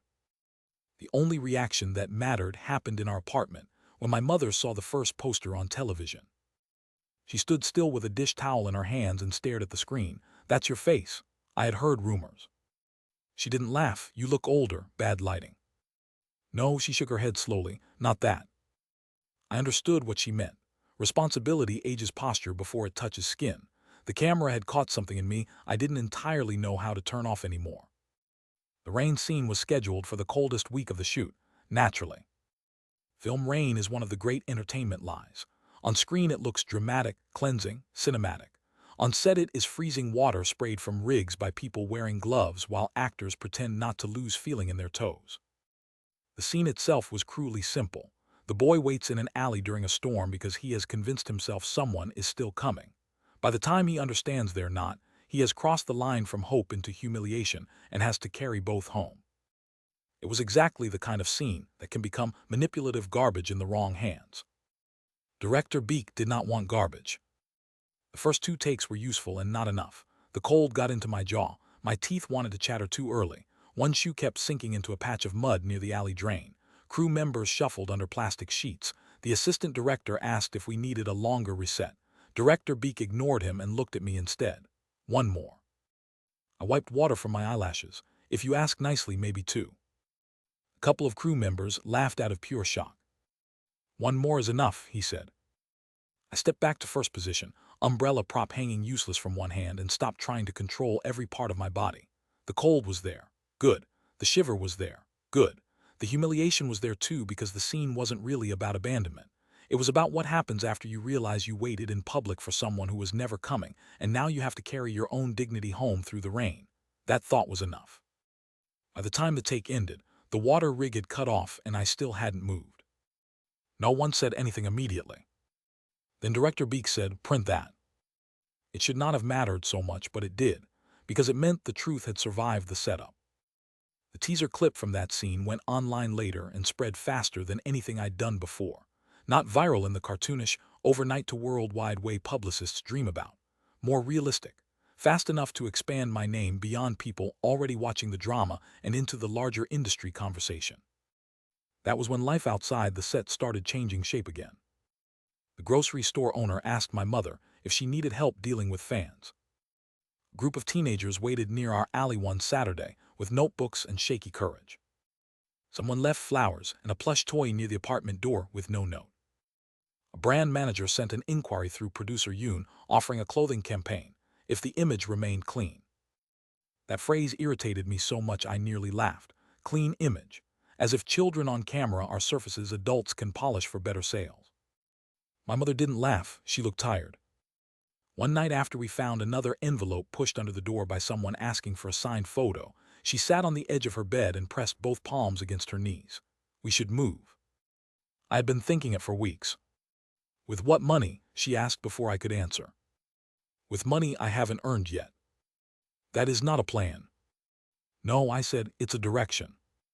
She glanced up sharply. You've started saying that like an old man. I've had a strange year. She snorted and lay back without taking off her socks. I covered her with the blanket because she was asleep before I finished switching off the light. The film wrapped 2 weeks later. Wrap days are always strange. People hug harder than they mean to because half of them will never see each other again, and the other half will absolutely pretend to stay in touch before not doing that. Crew gifts appear. Actors promise dinners. Somebody cries. Somebody already moved on mentally 3 days earlier. Tape gets pulled from floors. Props vanish into labeled bins. Fake homes come apart faster than it took to build them. I stood in the emptying kitchen set holding a paper bag of wrap gifts and thought about how many versions of myself I had left on sound stages over the years. Sonny found me there and leaned against the doorframe. You did well. That from him mattered more than headlines would. So did you, obviously. I laughed. Are you always this modest? Only when my work speaks loud enough. He reached into his coat pocket, took out a folded index card and handed it to me. It had one phone number on it. What's this? A manager who doesn't talk like he's buying children in bulk. I raised an eyebrow. He takes a smaller cut, reads contracts properly, and hates brand dinners. Also rude. You'd like him. Why are you helping me? He looked genuinely puzzled by the question, because somebody should. Then he left before I could answer with anything useful. The premiere happened a month later. My mother borrowed a simple dress from a neighbor who pretended it was no trouble, and then came upstairs twice to make sure the hem sat right. I wore a child-sized tuxedo that felt ridiculous until I saw my reflection and remembered how images work. The point isn't comfort. The point is signal. The theater lobby was full of photographers, PR staff, light stands, microphones, perfume, and fake relaxation. Public events are basically rehearsed chaos with better tailoring. Do not let go of me, my mother whispered as soon as we stepped onto the carpet. I tried that once, terrible review. She shot me a look while smoothing my sleeve. You really do talk like an old man sometimes. Then walk slowly. The old man has short legs right now. That got the laugh I wanted. Not because I needed her to seem happy for photographers, because she was scared, and fear always loosens a little after laughter. Flashbulbs went off. Names got called. One reporter asked how I connected with the role. Another asked what I liked most about acting. Another asked my mother how proud she felt, which is one of those questions that sounds warm while stealing something private for public use. Inside the theater, with the lights down and the audience finally trapped in their seats, I felt calmer than I had outside. That is another secret people misunderstand about this business. Publicity is often harder than performance. On a carpet, you are selling an edited version of ease. In a dark theater, the work either holds or it doesn't. The first 20 minutes went by in a blur because I couldn't stop hearing the room. Shifts in posture, tiny laughs, throats clearing, program pages folding. Then the heavy scenes started landing. A woman in front wiped her eyes after the kitchen confrontation. Someone behind us swore softly during the clinic reveal. The rain sequence arrived and the whole room went still in the good way, not the bored way. My mother didn't move beside me for the entire scene. After the credits, applause filled the theater in waves, uneven and real. Not ceremony applause, not courtesy, the kind that tells you people were caught off guard by how much they felt. I glanced at my mother. She was still looking at the screen, not at me. Mom. She took a second to answer. I know you're sitting next to me, she said quietly, but I still felt bad for you in there. That might have been the highest compliment anyone gave me that year. The reviews were strong. Not universally worshipful, which I prefer. Praise without precision teaches nothing, but strong. They talked about restraint, timing, presence, naturalism. One critic said I understood how to let silence turn into narrative pressure. Another said my face carried too much thought for a child and turned that imbalance into the film's central ache. I ignored most of it. The effect mattered more than the phrasing. Higher-profile directors started asking for meetings. The same kinds of agencies that passed the first time came back in softer suits. Brands circled. One bank even asked about a family campaign. My mother nearly threw the brochure away in the lobby downstairs. Do they think we smile at interest rates for fun? She asked. By then, I had enough leverage to use Sunny's contact. Mr. Han, the manager on the index card, met us in a diner instead of an office and ordered soup before discussing a single contract. That won my mother over faster than any presentation could have. He was plain-faced, direct, and rude in the healthy way, the kind that saves time. I don't manage children, he said. I manage careers. Child actors become adults or disappear. If your goal is short-term cash and magazine covers, find somebody shinier. If your goal is avoiding bad contracts while building a spine, I'm useful. My mother glanced at me. I glanced back. That was basically a yes. He read 3 pending offers in silence, crossed out 2 with his pen, and circled 1. Take this meeting. Refuse the variety show. Never do the family reality pilot. Whoever pitched this hates your future. He pushed 1 page away entirely with visible disgust. I liked him immediately. With his help, the money finally shifted enough for us to move. Not to some giant apartment with a skyline view and a piano in the corner. That kind of jump only happens in bad fiction or dirty deals. We moved to a modest place across town with better light, dry walls, a quieter building, and a refrigerator that didn't sound like it was trying to die every night. When my mother opened the kitchen cabinets there the first time, she just stood there with one hand on the handle. What? I asked. It smells expensive. That might just be paint. She pointed a spoon from one of the half-unpacked boxes at me. Don't ruin this with realism. I set another box down and leaned against the counter. Sunlight actually reached the sink in that apartment. I had forgotten kitchens could do that. Watching her move through those rooms was better than any premiere. Not because it fixed everything, because daily life finally looked less like an emergency staging area. That should have felt like a pause. Instead, it was when the next test arrived. The scripts on our table got better and more dangerous at the same time. Safer roles came with more money but less substance. Difficult roles came with artistic value and the risk of becoming known as serious too early, which the industry loves until it starts limiting what they imagine you can sell. Then one envelope showed up just after midnight from a major studio. No one in entertainment respects clocks. I opened it at the kitchen table while my mother slept in the next room. A lead role, big production, enough visibility to turn my name from promising to impossible to ignore. Also exactly the kind of project that could swallow whatever remained of a normal childhood whole. I sat there with the script under my hand, city lights reflected faintly in the new window, and felt that old split return. Opportunity and appetite are not the same thing. I had confused them once and paid for it. When my mother wandered out half asleep, she found me smiling and frowning at the same time. "Are you smiling or panicking?" she asked. "Both."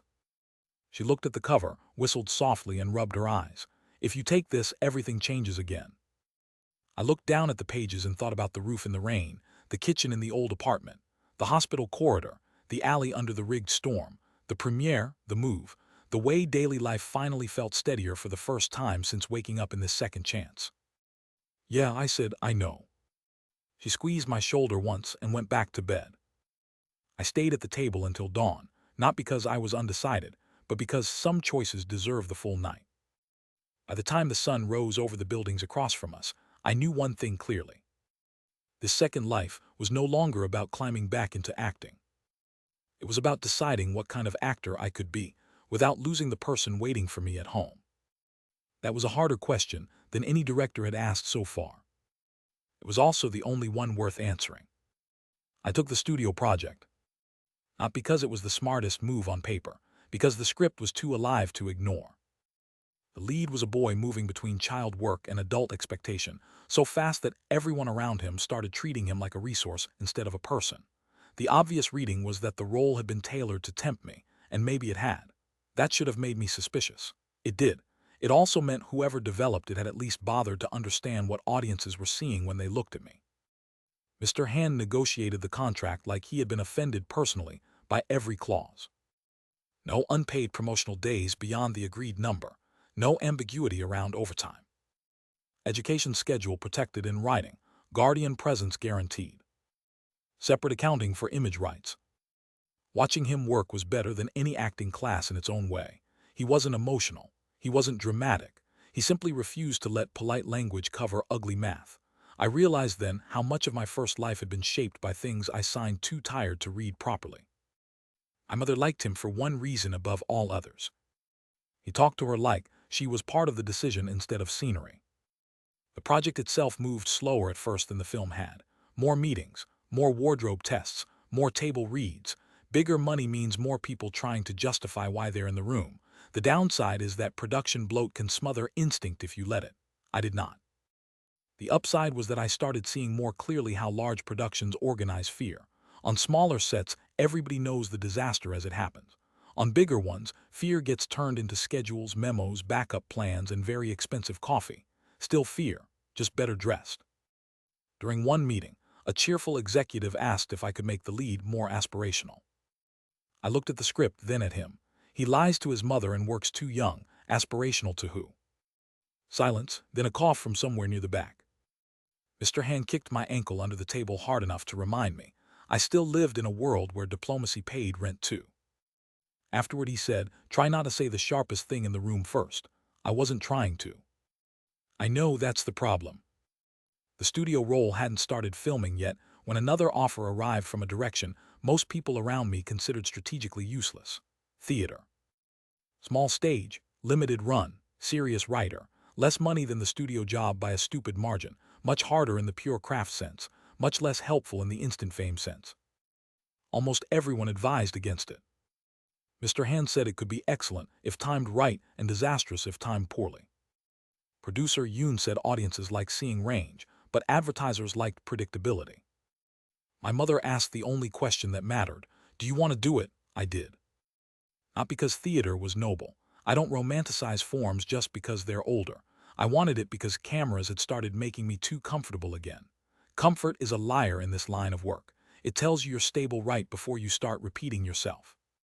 The role was in a small stage piece about a boy who spends one summer taking messages between broken adults and slowly realizes he understands more than any of them think he does. No rain machines, no manipulated close-ups, no editing to rescue rhythm. Just live timing, breathing, and whether you can actually listen when the person across from you changes what they are giving. I met Heejin in the rehearsal hall on the first day. She was part of the cast, seated cross-legged on the edge of the stage with a pencil behind one ear, reading through the script like she was already inside it, and had no intention of letting anyone else be lazy nearby. You took it, she said when I walked in. I did. Good, film was making you too efficient. I blinked. That's an insult. It's a warning, fair enough. The hall smelled like old curtains, dust, coffee, sweat, and the dry wood scent all stages eventually develop. Tape marks on the floor, chairs stacked against one wall, a piano in the corner that nobody had touched in years, light falling through tall windows in strips that made the room feel calmer than most sets I knew. Calm is deceptive. Theater rehearsals are often more ruthless than film because nobody can hide behind equipment.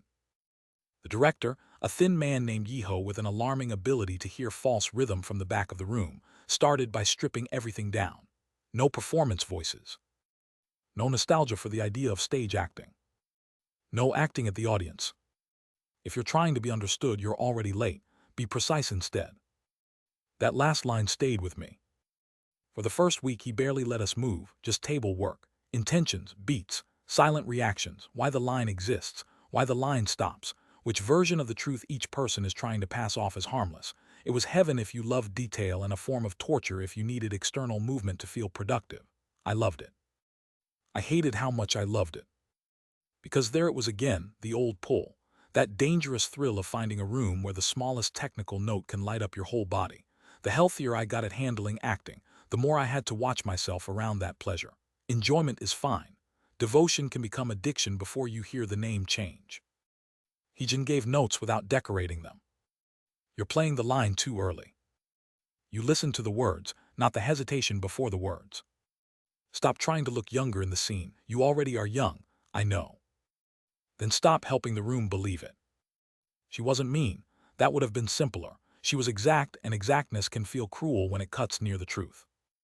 One afternoon, she stopped rehearsal, walked up to me and tapped the script against my shoulder. You're pausing. I'm waiting. No, you're decorating the wait. Different sin. The cast laughed. I wanted to argue. Instead, I replayed the beat in my head and realized she was right. A true wait is dangerous because you don't know exactly when it ends. A decorated pause is controlled, safe, pretty, dead. Theater hates dead things. At school, I became even stranger to the people around me. Filming already separated me from most of the class. Theater made the gap weirder. I would spend an afternoon in rehearsal trying to figure out whether a silence came from shame or protective pride, then show up the next morning for a spelling quiz while a boy 2 rows over asked if I knew any celebrities. I didn't resent them. How could I? They were children. I just kept feeling like I was crossing between weather systems all day. Seung-ho remained the one person who mostly refused to be impressed. He came over to the new apartment one Saturday, looked around the brighter living room, opened the fridge without asking and said, "Your life is getting suspicious. That's fair." He sat at the table eating tangerine slices while I highlighted my script. "You still talk to yourself." "I talk to the pages. That's worse," I grinned, "maybe." He watched me for a second. "Do you even like this?" The question landed harder than all the professional notes I'd taken that week. "Sometimes I love it," I said. "That's not what I asked." I put the highlighter down. That was the problem with old friends and good actors. They both hear what you didn't mean to say. "I like the work," I answered more carefully. "I don't always like what follows the work." He nodded like that made obvious sense. "Then do the first part and punch the second part." "I can't punch the second part. It's mostly executives." He considered that, then use better words, useful advice honestly. The rehearsals intensified after table work ended. Movement, timing with furniture, entrances and exits, distance between bodies, how far a line can travel if the speaker is turned slightly away, how a chair can become an obstacle or a shield depending on when it gets touched. Live performance made all the invisible geometry matter. Yeho obsessed over transitions. This play is not built on speeches, he said. It is built on where people go when they stop speaking. That sentence rewired something in my head. So much of acting, especially on camera, gets flattened into emotion and line delivery when people talk about it. Real scenes are also traffic patterns. Who yields space? Who invades it? Who watches doors? Who circles tables? Who faces windows instead of people? Who keeps an exit within reach? The body writes half the scene long before the mouth catches up. I started carrying that awareness everywhere.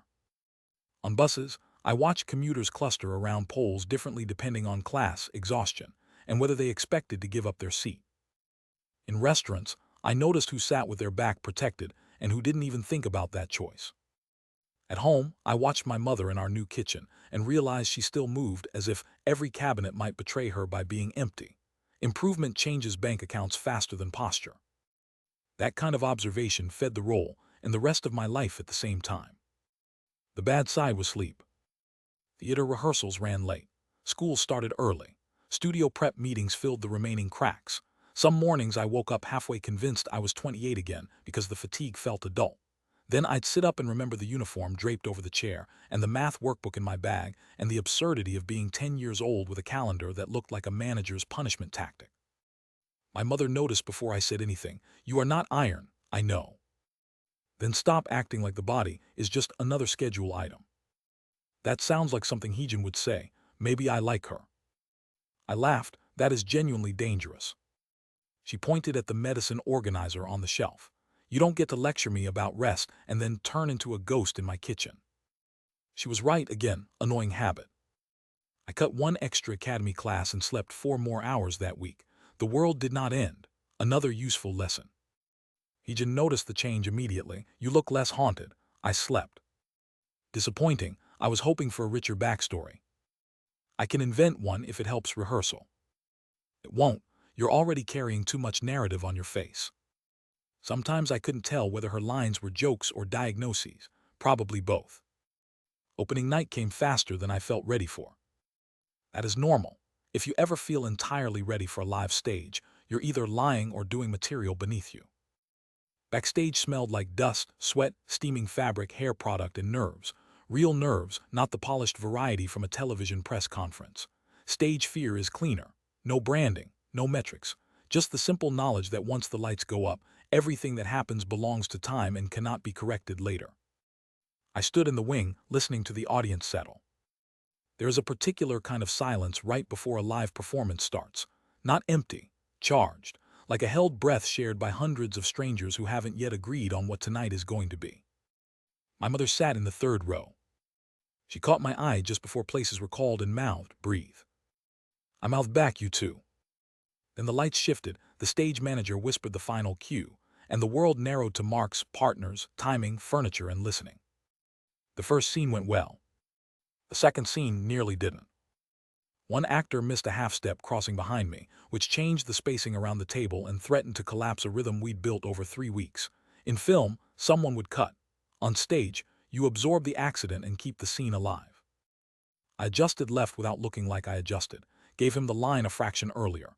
Let the chair scrape cover the change. The audience never knew. Yeho did. Heejin definitely did. I could feel it in the energy of the scene after that. Trust deepens fast when everybody on stage realizes you can save each other without announcing the rescue. By the final scene, the room was breathing with us. Curtain call is dangerous because applause feels like proof of too many things at once if you let it. Validation, survival, identity, meaning. None of those should be left in the hands of clapping strangers. I knew that in theory. In practice, hearing a full room rise to its feet while I stood under hot lights at the age I was now felt almost unreal. Not because it made me feel great. Because for the first time in either life, I felt I might be building something I could respect, even if the noise disappeared later. Afterward backstage, Heejin hugged me once and pulled back before it could become sentimental. "Better," she said, "that was all." I smiled. "I live for your warmth." "No, you live for notes, that is why this works." She wasn't wrong. The stage run changed how the industry talked about me. The phrase child actor started disappearing from some conversations and getting replaced by serious, precise, unusual, difficult to direct badly. That last one came from a columnist and was probably the nicest thing anyone had written about me, even if they didn't mean it kindly. The studio project responded by leaning harder into me as a marketing point.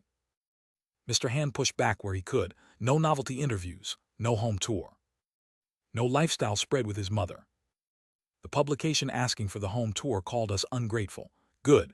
Ingratitude is healthy in the right situations. Money kept improving. Not extravagantly, realistically, enough for better food, better clinics, better shoes for my mother, enough that she reduced one of her jobs and the apartment started feeling like a place she lived instead of a shift she slept in between. One evening I came home from rehearsal and found her standing by the window with a teacup and absolutely nothing else in her hands. No ironing, no folding, no bills, just standing there. What happened? She looked over. Nothing. That answer used to mean trouble. This time it didn't. I had 10 whole minutes before you came home, she said, so I was being rich. I set my bag down slowly. That's a weird definition. It is my definition. And there it was, the thing all the work had been for. Not the applause, not the reviews. 10 quiet minutes by a brighter window with tea going cool in her hand because for once the next emergency wasn't already kicking down the door. That image stayed with me longer than opening night did. It also made the next decision harder. Because once your life improves a little, the fear of risking that improvement becomes sharper. Poverty is used to instability. Recovery is fragile. Then a new script landed on the table, and every old instinct in me woke up at once. The new script was the kind people describe as a turning point before they've even read the second page. Big studio, bigger budget, wider release plan, more meetings, more people treating the project like an investment portfolio instead of a story. The role sat on the edge between child lead and young adult burden, which meant every department had an opinion about how much innocence the audience needed to see and how much hardness they would accept. Too much innocence, and the story became cute. Too much hardness, and adults in nice offices would start worrying that viewers wanted comfort more than truth. My job was not to care about that second category. My job was to understand the boy from the inside and let the marketing department figure out how to survive afterward. The first table read happened in a conference room with windows so clean they looked fake. Executives along one wall, creatives along the other, cast in the middle, assistants orbiting with coffee and panic. I wore the uniform Mr. Han and my mother had agreed on for these rooms. Polite face, alert eyes, no volunteering extra charm. Let them underestimate first. It's cheaper. The lead character had been rewritten 3 times before I got the script. You can always smell that on the page. Too many good lines from different brains. Emotional transitions that fit individually but not biologically. Adults having children say things children would never say unless a playwright got lonely. I made notes without letting them show. During the read, one executive interrupted to ask if a scene could be less bleak and more resilient. The writer answered, "The resilience is the bleak part." I almost liked him immediately. The scene in question involved the boy calculating hospital costs in the corner of a waiting room while pretending to his aunt that he was just doing homework. It was one of the best moments in the script because it didn't ask for tears. It asked for arithmetic. That is how fear often works in homes like mine. Not speeches, numbers. After the read, the director, a practical woman named Gion, called me to one side near the coffee station. "Did you hate any of it?" That is a much better question than "did you like it?" I answered carefully. I think the boy knows more than the script admits in some places. She studied me, then nodded once. "Good, show me where." That was our start. I liked Gion for the same reason I liked director Min. She didn't want obedience dressed up as collaboration. She wanted useful friction, not ego friction, story friction, the kind where someone pushes because they're defending the same thing from a different angle. Over the next 2 weeks, I sat in rewrites with adults who occasionally forgot I was 10 and spoke around me as if I were a particularly articulate coat rack. That worked in my favor. People reveal a lot when they decide you're not central enough to monitor. One producer thought audiences needed a more obvious moral takeaway. The screenwriter wanted less explanation, not more. A brand partner asked whether one family dinner scene could be reshot with different tableware because sponsor synergy might be possible. Gion said no so quickly, the room almost applauded. My main contribution was small and constant. Move this line later. Let the boy joke here instead of confess. He shouldn't look at the doctor first. He should look at the invoice folder. That lie should land softer because he's practiced it on himself. The aunt doesn't touch his shoulder there because she thinks touch will make the lie collapse. People often think acting begins when the camera rolls. Good acting usually begins in the arguments nobody wants to admit matter. The filming schedule that followed was savage. School in the morning some days, tutoring on set other days, costume tests squeezed between rewrites, fight choreography for one alley scene that had to look clumsy in exactly the right way, voice work because the character matures over the span of the story and the sound shift had to be subtle rather than theatrical. I kept 2 notebooks, one for work, one for life. Work notebook held scene objectives, physical habits, emotional timing, continuity details, and reminders like left handshakes after bad news, not right. Life notebook held things like mother's next clinic date, medicine refills, grocery budget, and texts I owed Seungho, because real friendships die quietly if you keep treating them like background props. That second notebook probably mattered more. The set itself was larger than anything I had worked on in this life. Multiple locations rotating simultaneously, separate unit for exteriors, more department heads than necessary, more trailers, more microphones, more people whose jobs existed entirely because large productions need middle layers to feel important. Bigger sets tempt actors into drifting because there are always too many moving parts to track. I compensated by becoming even more concrete. What chair am I in when the argument starts? Who closes the refrigerator? How far is the hallway from the front door? Where is the unpaid bill folder kept? Which shoe squeaks on the kitchen tile? What does the school corridor sound like after rain? The body trusts places more easily when the actor actually knows the place. One scene early in the schedule nearly collapsed because the set decoration had placed the family rice container on the wrong side of the kitchen shelf. That sounds small to people who have never built a character through practical habits. It wasn't small. The entire scene depended on the boy moving without looking when he checked whether there was enough left for dinner.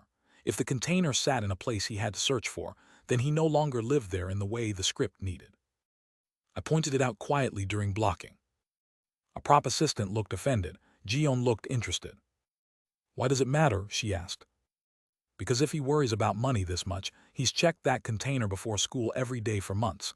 He won't look for it. He'll just reach. The room went still in the useful way.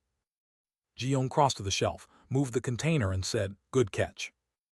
Later the prop assistant apologized without using the word apology, also useful. Word spread fast after that. It always does. Crews like actors who care about concrete truth because concrete truth saves retakes. Not everyone liked it. One senior actor on the project, handsome in the expensive way magazines adore, had built a career on polished confidence and instinctive charm. He wasn't bad. That was the problem. Men like that can get very far while never once having to examine their own process deeply. My attention to detail irritated him because it made his generalizations look vague by comparison. During a family confrontation scene, he kept reaching for my shoulder half a beat too early. It flattened the rhythm every time because the character was supposed to hesitate before choosing comfort over authority. After the third take I said, "Can we try the touch later?" He smiled for the room. "You directing now?" "No, just trying to help the moment land." His smile held. "The moment is landing." Jiyeon from behind the monitor said, "The kid's right, later." That solved the scene and created a quieter problem. Afterward he cornered me near craft services. "You enjoy this?" he asked. "What part?" "Making adults adjust around you." The accusation was so small and childish, I nearly respected it. "I enjoy good scenes," I said. "Careful, people get tired of prodigies." I picked up a bottle of water and looked at the label instead of his face. Then, they should probably avoid hiring them. He laughed once through his nose and walked away. In my first life, comments like that used to get under my skin for days. This time I let it pass more quickly, not because I was more evolved, because I had watched debt collectors speak to my mother in stairwells. There are only so many forms of male insecurity that can really impress you after that. The project's hardest scenes came in the middle of the schedule. Not breakdowns, not shouting matches, the small humiliations. The character standing in a pharmacy line pretending not to understand dosage because if he understands too well, the adult behind him might realize why he's alone. The character lying at school about why his lunch is smaller.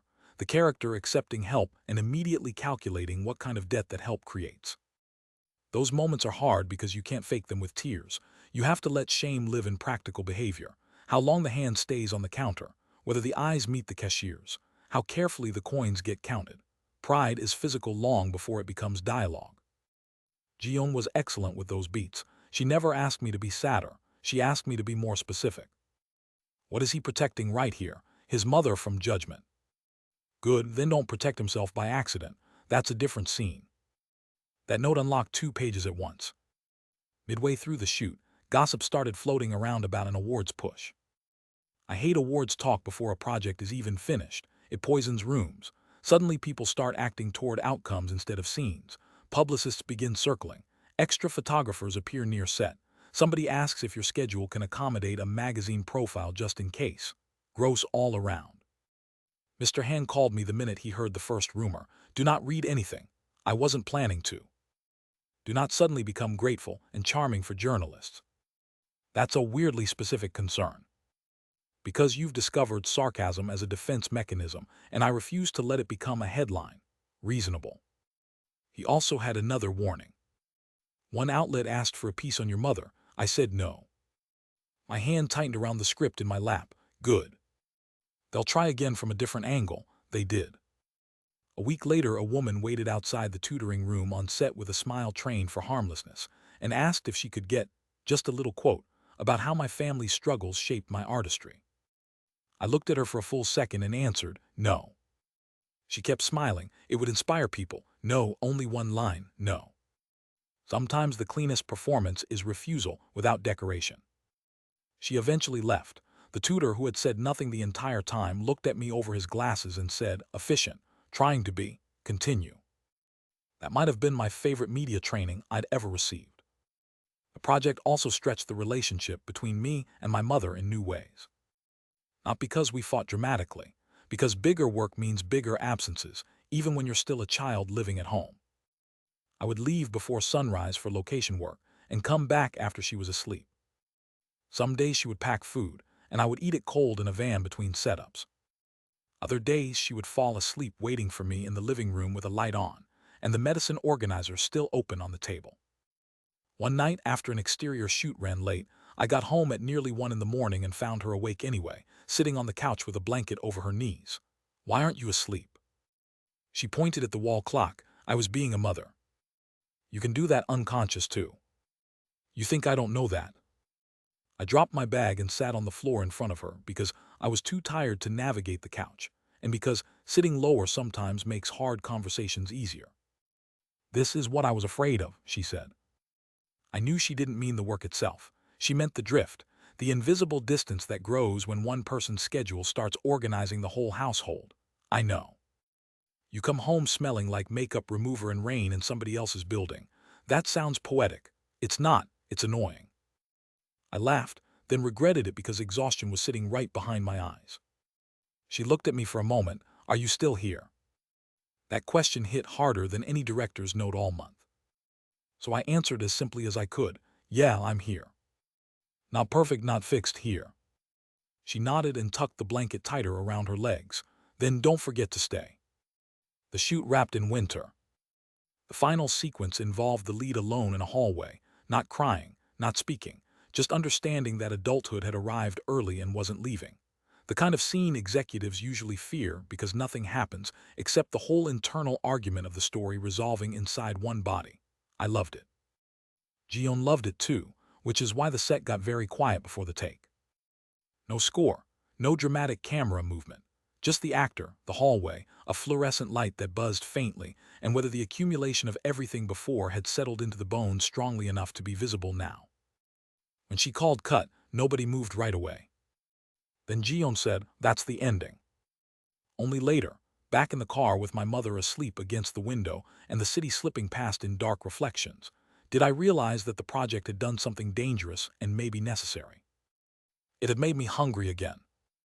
Not hungry for fame, hungry for work complicated enough to deserve me. That kind of hunger has to be watched carefully. It built my first life. It also nearly hollowed it out. I sat there in the back seat looking at my mother's head tilted toward the glass and promised myself, not for the first time, that if I kept going forward, I would do it without pretending the work was more important than the person beside me. Then award season started circling like birds. I swore not to care. That lasted almost 3 weeks. Awards season is a theater performance built around pretending nobody is campaigning for anything while everybody campaigns for everything. My name started showing up on lists I had not asked to be on, rising performances, early predictions, young actors to watch, breakout contenders. The language changes depending on the outlet, but the machinery is always the same. Publicists start calling in favors. Magazine shoots suddenly become important visibility. Lunches get arranged under the word conversation as if calories are the point. Mr. Han protected me from most of it by being rude on purpose. No breakfast feature, no video diary, no segment about his morning routine. What routine? He told one producer over the phone while I sat across from him doing homework. He wakes up, goes to work, and tries not to become content. That man had flaws, but not in any direction that mattered to me. The film and the studio project both entered the conversation. Different categories, different expectations. The film gave me credibility. The studio project gave me reach. Put together, they made adults in nice shoes talk about trajectory as if a child were a stock graph with cheekbones. At school, the attention turned from curiosity into weird respect tinged with resentment. Some teachers became softer with me, which I hated. Some students became performatively indifferent, which I preferred to fake closeness. A couple of parents tried to ask my mother whether private school might be more suitable now. She answered, "My son already knows how to read. We are managing." I heard about that conversation later and laughed for an entire bus ride.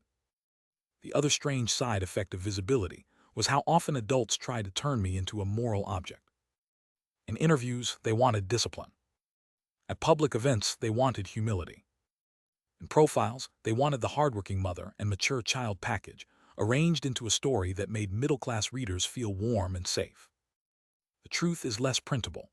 I was disciplined because life had made sloppiness expensive early. I was humble only on days when I had enough energy left to be. My mother was hardworking because the alternative had never been available.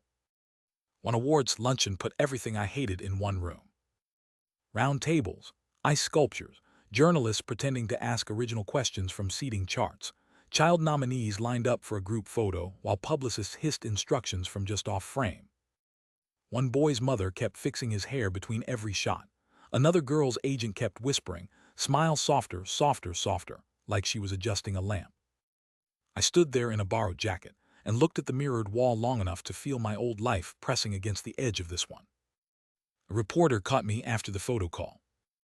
"How does it feel to be the hope of your generation?" I looked at him, then at his microphone, then back at him, heavy. He laughed because he thought I was joking. That answer still made the article. The ceremony itself wasn't the problem. Ceremonies are just shiny factories for compressed emotion. Sit straight, wait, applaud at the right times, pretend the losers are gracious and the winners are surprised, all manageable. The problem was what the room stirred up in me. Because standing backstage with a nominee pin on my jacket and my mother 10 rows out in the dark, I could suddenly feel the old path opening under my feet again. Success, momentum, calls, offers, more success, less sleep, more dependence, less home, the track I knew too well. When my category came up, I was calm in the way only two kinds of people are calm. The people who genuinely don't care and the people who care too much but have had enough practice concealing it. I did not win. The actor who did was good, truly good. Not a scandal, no reason to fake graciousness, so I applauded, smiled when the camera passed, and meant it enough to get through the moment. Then I sat back and felt something surprising settle in my chest. Relief. Not pure relief. Ambition is never that clean. Part of me wanted the recognition. Of course it did. But a larger part recognized the danger of getting exactly what you want at the same age and speed that once taught you to measure your own worth by other people's applause. My mother found me in the hallway after the ceremony, still in heels she'd already started regretting. "You okay?" "Yeah. You don't look devastated." "I don't think I am." She studied my face, then smiled a little. "Good. I was too tired to comfort you dramatically. That's fair." We got street food on the walk back to the car because she said sad people are annoying on empty stomachs, and people who didn't even actually lose don't deserve expensive dinners. Hard to argue with that logic. While we stood under a plastic awning eating hot skewers in dress clothes, rain needling the street, she said, "I like tonight." "Why?" "Because you looked like you could leave if you wanted to." That might have been the most accurate thing anyone said about me all month. Success kept moving anyway. The studio project released to strong numbers, not universal critical worship but enough. More importantly, audiences connected with it. I could feel the shift in how strangers looked at me. Less novelty, more expectation. Expectation is heavier. People begin watching not to discover whether you can do something, but to see whether you can repeat it at the same level. That sounds flattering until you realize it turns every future choice into a performance review. Jiyoung called me 2 weeks after release and asked if I wanted to sit in on a rough-cut screening of her next project. Why? Because you ask good structural questions and don't talk just to hear yourself thinking. Strong compliment from her. I went. Watching a rough cut with a director taught me something I wished I'd learned much earlier in my first life. How much of screen acting is really editorial architecture, which takes survive, which reaction shots do more work than the obvious line, how two good performances can fight each other if the cut chooses the wrong rhythm, why silence that felt electric on set dies in sequence if the previous scene already used the same emotional shape. On the subway home from that screening, I filled 8 pages of notes, not because I planned to direct, because understanding the machine from more angles makes it harder for the machine to fool you. That same week, Heejin called. Not texted, called, rare enough to matter. Are you free on Thursday evenings? Maybe. Why? A reading group. Writers, actors, 1 director I currently dislike, 2 I dislike historically, and a translator who drinks too much tea. That sounded either terrible or essential. You want a child there. I want a brain there. The child part is logistics, so I started attending. We met in the back room of a quiet cafe after closing. Scripts, essays, occasionally novels, occasionally scenes no one had permission to quote outside the room. Some nights we read aloud. Other nights we argued about adaptation, point of view, how much information a scene can carry before it starts performing intelligence instead of generating it, and why so many scripts mistake volume for momentum. I was the youngest person there by decades, and occasionally the only one not drinking coffee. It didn't matter. Good rooms care about contribution more than age once contribution becomes visible. Those evenings sharpened me in ways no formal academy had.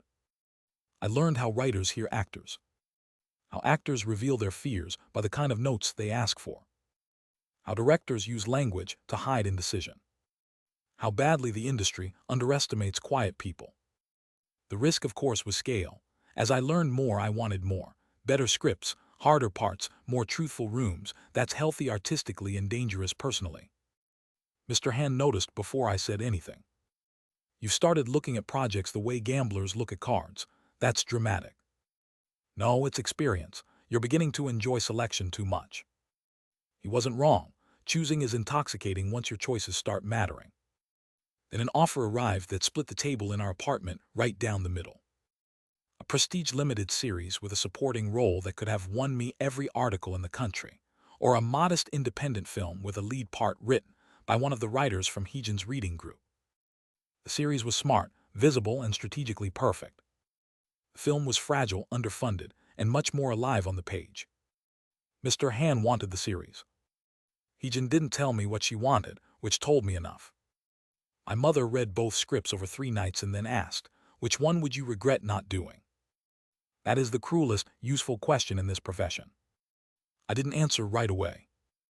The Prestige series offered safety disguised as risk, strong director, strong cast, good reviews waiting in the wings before anyone said action. I could have entered, done excellent work, absorbed the glow, and left with my reputation upgraded. The film offered the opposite, real responsibility, fewer buffers, more chance to fail publicly, much bigger chance to make something that belonged to me in a way supporting work never fully can. In my first life, I often chose the thing that made the smartest career spreadsheet. I became successful. I also became replaceable in the worst way, not by talent, by pattern. People knew what to ask me for because I kept giving them versions of the same answer. I didn't want that this time. So I chose the film. Mr. Han took off his glasses, rubbed the bridge of his nose, and said 3 words. Fine, convince me. So I did. Not with speeches about art. I know better. I showed him the structure. Character arc built through action instead of explanation. Space for silence. No fake speechifying. One key scene in a bus terminal written so cleanly it had no protection against bad acting, which meant if I pulled it off the scene would belong to me forever. He listened, put his glasses back on, and nodded once. Good, at least you're wrong for precise reasons. That counted as support. The independent film was a different beast from every project before it. Smaller crew, less money, more weather risk, everyone doing two jobs and pretending it was one. The kind of production where if a van breaks down, everybody's emotional stability gets discussed with road maps and borrowed extension cords. I loved it instantly. Not because struggle is romantic. It isn't. Because on small sets, pretense often falls off faster. People don't have enough padding to hide behind status as effectively. If the work is bad, everyone feels it. If the work is good, everyone contributes to carrying it. The lead role was the hardest thing I'd played in this life. Not technically, though it was that too. Morally. The boy was selfish in ordinary ways, tender in hidden ways, sometimes mean because fear had taught him speed before kindness. Exactly the kind of character audiences claim to want and then punish if you don't hold their hand through every flaw. Perfect. By then, I trusted myself more with ugly material than clean material. Ugly material asks you to risk being disliked. Clean material lets you borrow audience virtue too easily. The shoot began in early spring. I didn't know it yet, but that project was going to change everything again. Not because it would make me more famous, because it would force me to decide whether I wanted a career built on being admirable or one built on being true. Those are not always the same road. Sometimes they are opposite directions wearing similar coats. The independent film shot in real places instead of controlled ones whenever it could afford to. Bus terminals with actual commuters trying not to stare at the camera cart. Apartment stairwells that smelled like bleach and old cooking oil. Convenience stores negotiated for 6-hour windows because full-day closures cost more than our location manager could justify. A motel room with wallpaper peeling at the corner, and a bathroom door that didn't fully latch unless you lifted it and shoved. The first time I walked into one of those locations with the script in my hand, I felt my body relax in a way it never does on expensive sets. Not because expensive sets are false, because real places come with pressure built in. You don't have to invent half the friction. The floor tells you how people move there. The walls tell you how often shouting has happened. The light already knows whether the room forgives faces. The director, a woman named Sora, operated on instincts sharpened by poverty. She didn't waste words. She didn't flatter. She didn't pretend time existed when it didn't. Half her directing method seemed to consist of noticing which problem would actually matter and discarding the rest before anyone could get attached to it. If the scene is alive, the lamp can stay ugly, she said on day 2 when an art assistant apologized for a prop mismatch. That one sentence made half the crew love her and the other half very nervous. Good balance. The character I played, Minyi, was harder to live with than anyone I'd done so far. He lies not because he's noble, but because he hates being cornered. He steals small things, not from greed, but from the humiliation of needing to ask. He says cruel little truths at the exact moments people around him most want comfort. He loves his family. He also resents what love has made him responsible for. That combination is difficult for viewers because it resembles real life more than morality tales do. I built him through irritation first. Not because I enjoyed playing anger, because irritation sits lower in the body and has more uses. The way he chews too fast because every meal feels timed. The way he stands with weight on the back foot because he's always prepared to leave before a conversation turns into a request. The way he laughs once through his nose when adults say things they clearly don't believe themselves. Sara loved behavioral detail. Good, she said after a rehearsal where I picked up a cup, noticed the crack in it, and turned the broken side away from another character without speaking. That's the movie. More of that, less help. Less help, another strong note. Adults in film often ask actors to explain things they should be allowed to imply. It comes from fear. Fear that the audience won't follow. Fear that money wants certainty. Fear that silence can't justify its own space. Sora had less of that fear than most. That made the work harder and much better. The shoot itself was unstable in all the practical ways. One day, a location canceled because the owner's brother suddenly objected to cameras near the family business. Another day, rain hit an exterior we had no backup plan for, and the crew rebuilt the schedule over instant coffee and barely restrained swearing. Half the time, the sound department looked personally offended by the city. All normal for that budget. What wasn't normal, at least not for me in this life, was how much of the responsibility sat directly on my shoulders. Supporting work gives you room to fail privately. Leads don't. If your energy drifts in a lead role, the whole project feels it. If your truth thins for a day, every department starts working harder to hide it. Knowing that makes the job heavier, but it also simplifies things. You stop wasting emotion on whether you feel appreciated enough and put it into the scene because the scene is where everyone eats. One afternoon we were filming in a bus terminal packed with actual travelers. Extras blended with real commuters. Public announcements crackled overhead. The sequence depended on Minnie trying to look casual while deciding whether to leave the city entirely or turn around and go home. 3 takes in, a real bus pulled in earlier than scheduled, throwing off background movement and completely changing the practical timing of the exit path. The assistant director started to cut. Sora raised a hand, keep rolling, so I used it. Changed my eye line, took in the bus as if the character had not expected the opportunity to arrive that fast, and let the decision become physical. 1 step forward, weight shift, bag grip tightening, then stop. Not because he becomes noble all at once, but because the thought of leaving hits his body before the plan does. I could feel the whole set leaning into the uncertainty. Afterward Sora came over, wrapped in 2 jackets in a bad mood, and said, "That accident was better than our plan." High praise from her. The harder parts of the film landed off camera. My mother had fewer work shifts now, but she still didn't know how to fully trust relief. Some evenings I would come home and find her reorganizing drawers that did not need reorganizing, just because idle time still felt suspicious to her. Improvement had changed our choices faster than it changed our nerves. I started making a point of being home for at least 1 meal without pages in my hand. Not because I became magically balanced, because I had learned the cost of telling yourself family will understand later. One night over dinner, with fish stew bubbling too hot in the pot because she always forgot to turn it down while talking, my mother asked, "Are you happy?" I should have answered quickly. Instead, I sat there too long, which made the silence answer before the words did. She noticed, of course. "Not happy all the time," I said, "but right." She looked relieved by that in a way that made me sad. "Good," she said. "Happy all the time sounds fake." She had become sharper since the move, since the clinic visits got regular, since money stopped chasing us with a knife every day. That was another thing I hadn't predicted enough. Stability doesn't just make people calmer. Sometimes it makes them clearer. Seung-ho saw that too. We met one weekend on the basketball court near the old neighborhood because he said my new side of town was too clean and made him suspicious. I hadn't played in months. My body remembered less than my mouth pretended. He sank 2 easy shots while I missed one entirely and hit the rim on the second. "You got rich and forgot sports. I was never rich." "You know what I mean." I did. We sat on the edge of the court afterward drinking canned soda and watching kids cycle in and out of the game. "Do you ever wish you had a normal life?" he asked. That question would have sounded sentimental from anyone else. From him it sounded like a practical inventory check. "Sometimes," I said, "enough to stop." "No." He nodded, then stopped making that face. "What face?" "The one like you're apologizing to the air."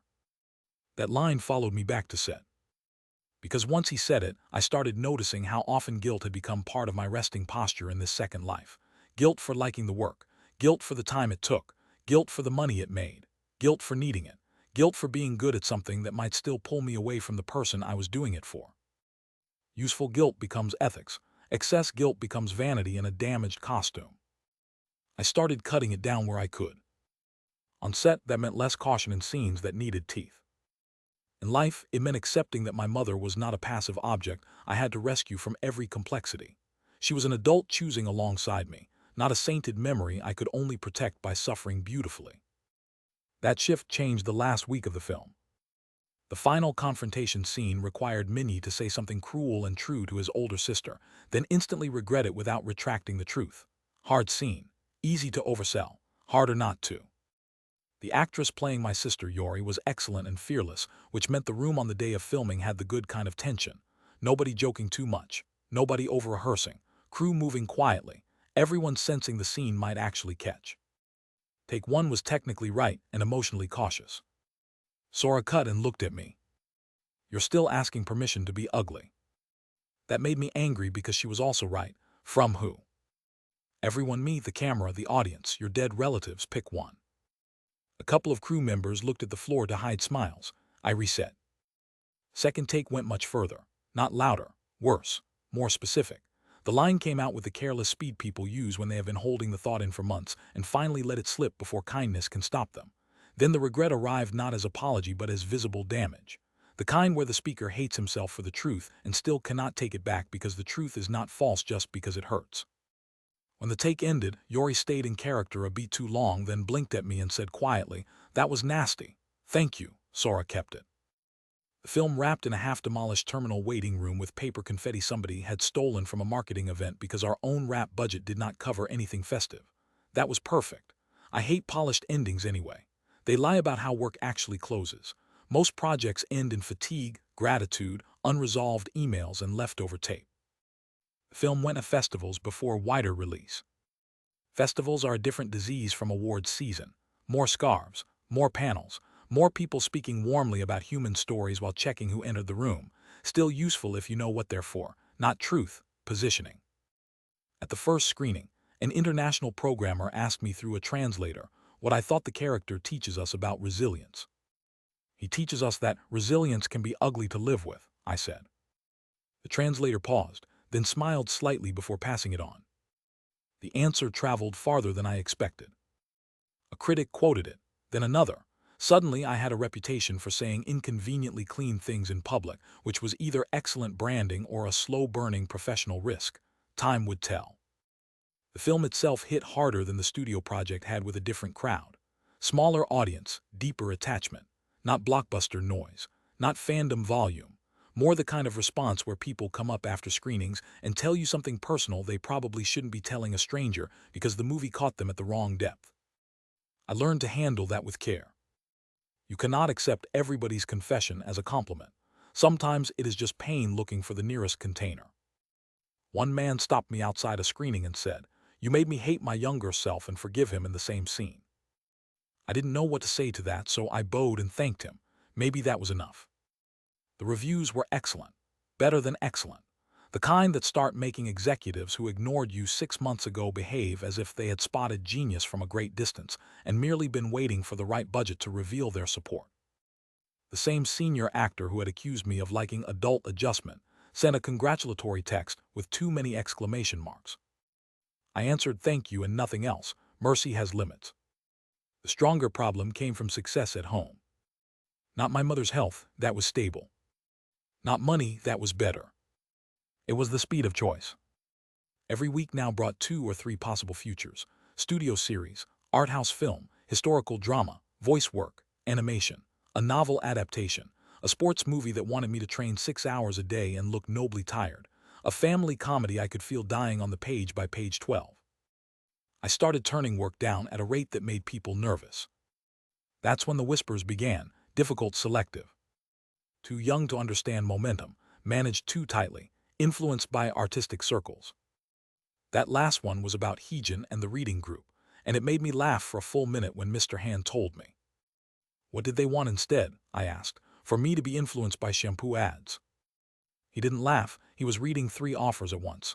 You joke, but yes, some of them would prefer that, easier to schedule. One evening, he laid out the problem clearly. If you keep choosing like this, you're building a reputation. I know. Do you know what kind? I think so, say it. I looked at the script spread across the table, difficult to package neatly. He nodded. Good, that is survivable. Impossible to package at all is harder. That line sharpened my thinking. You don't beat an industry by pretending it doesn't exist. You survive it by understanding what kind of problem you're willing to be inside it. I was willing to be the actor people had to think a little harder about. I was not willing to become the actor nobody could work with. That distinction shaped everything next.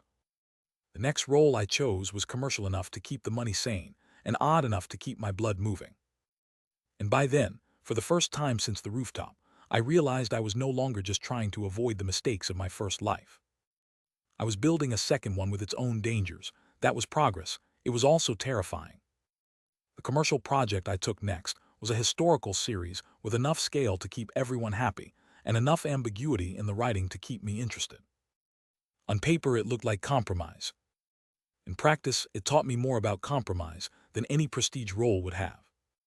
The character was a servant boy in a powerful household, smart enough to survive by staying underestimated, dangerous enough to become a liability the second anyone saw how much he truly heard.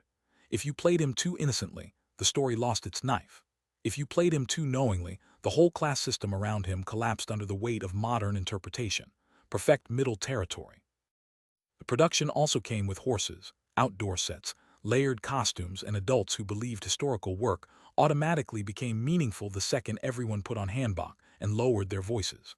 I had to resist rolling my eyes at least twice a day. Still, the scale was impressive. Large palace courtyards built from timber and painted stone, lantern-lit corridors, storage rooms stacked with props that smelled like lacquer and dust, costume teams who could read social status from sleeve width at 20 paces, historical consultants arguing over bowl placement like national memory depended on rice angles. In a way, it did. The role required a different physical vocabulary from contemporary work, smaller steps in formal spaces, different posture around nobility, eyes lowered not from weakness but from strategy, hands always ready and never relaxed. The body had to look trained by hierarchy without becoming theatrically stiff. I enjoyed that challenge more than I expected. The danger with period work is decorative performance. Actors start playing the costumes instead of the people. I built my version of the boy from service habits. He hears doors before faces. He knows who walks heavily, who drags a sleeve, who pauses before giving orders because indecision in powerful people can be more dangerous than certainty. He memorizes routes through the estate the way poor children memorize store prices. Gion once told me every good role needs a survival logic before it needs a personality. This boy's survival logic was invisibility with selective usefulness. That made him fun. The series also put me in direct contact with a different class of adult performer. The old-school stars who had survived long enough to stop pretending the job was softer than it was. Some of them were generous. Some were fossils with better skincare. Most were useful to observe. One veteran actor, Chairman O in the cast list and frighteningly sharp in real life, called me over during a rehearsal where I deliberately underplayed a reaction in the background of his scene. "Why did you do less there?" he asked. "Because if I do more, the audience starts reading my information before the script earns it." He held my gaze a second longer than was comfortable. "Good, keep protecting the story from your own talent." That sentence nearly knocked the breath out of me. Because that was the real fight, wasn't it? Not whether I had talent, whether I could stop using it selfishly.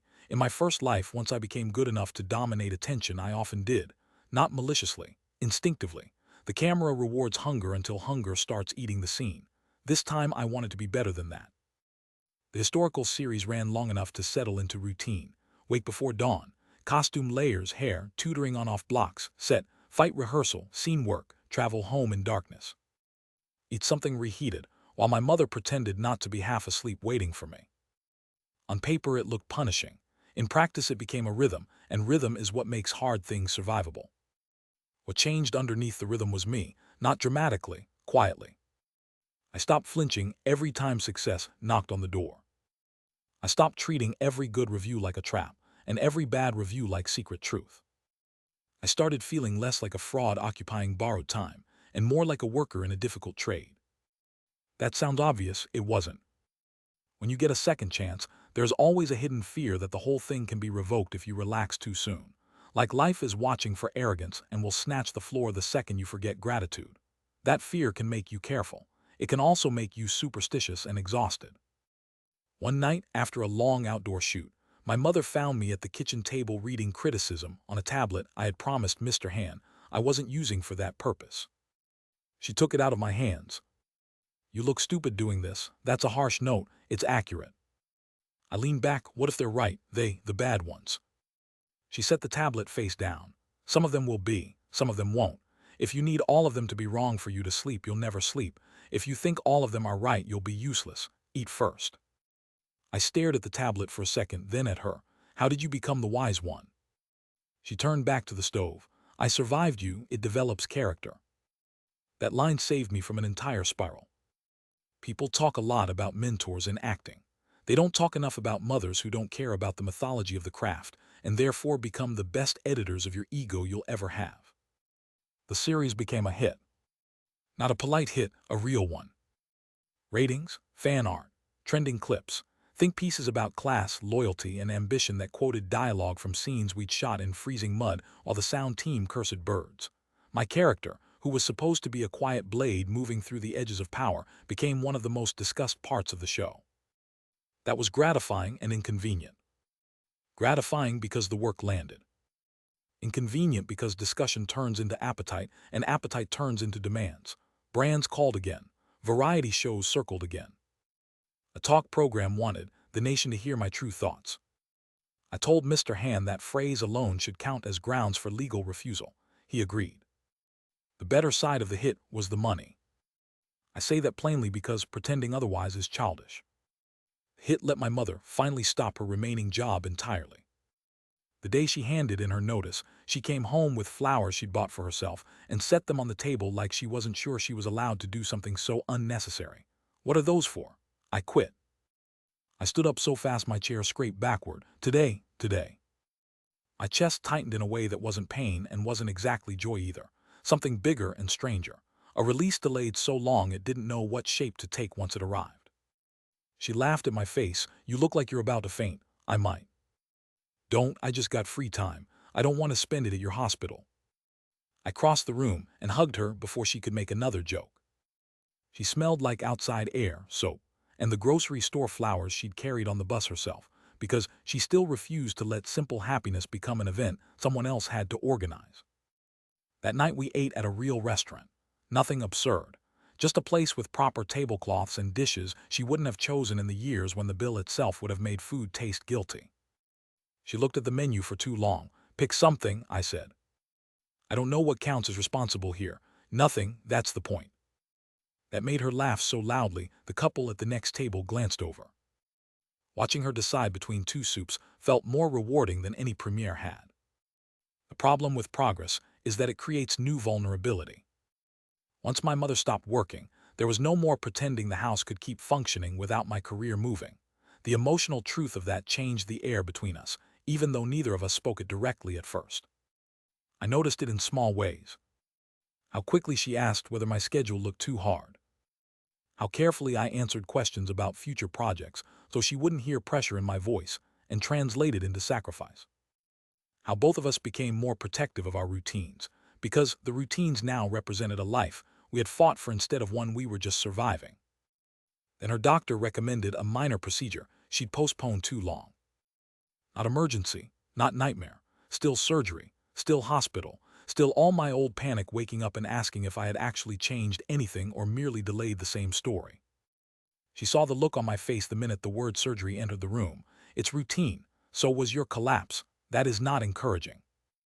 The procedure got scheduled for the middle of my historical series run, which meant I had to decide whether to tell production early or wait, and hope the calendar did me a favor.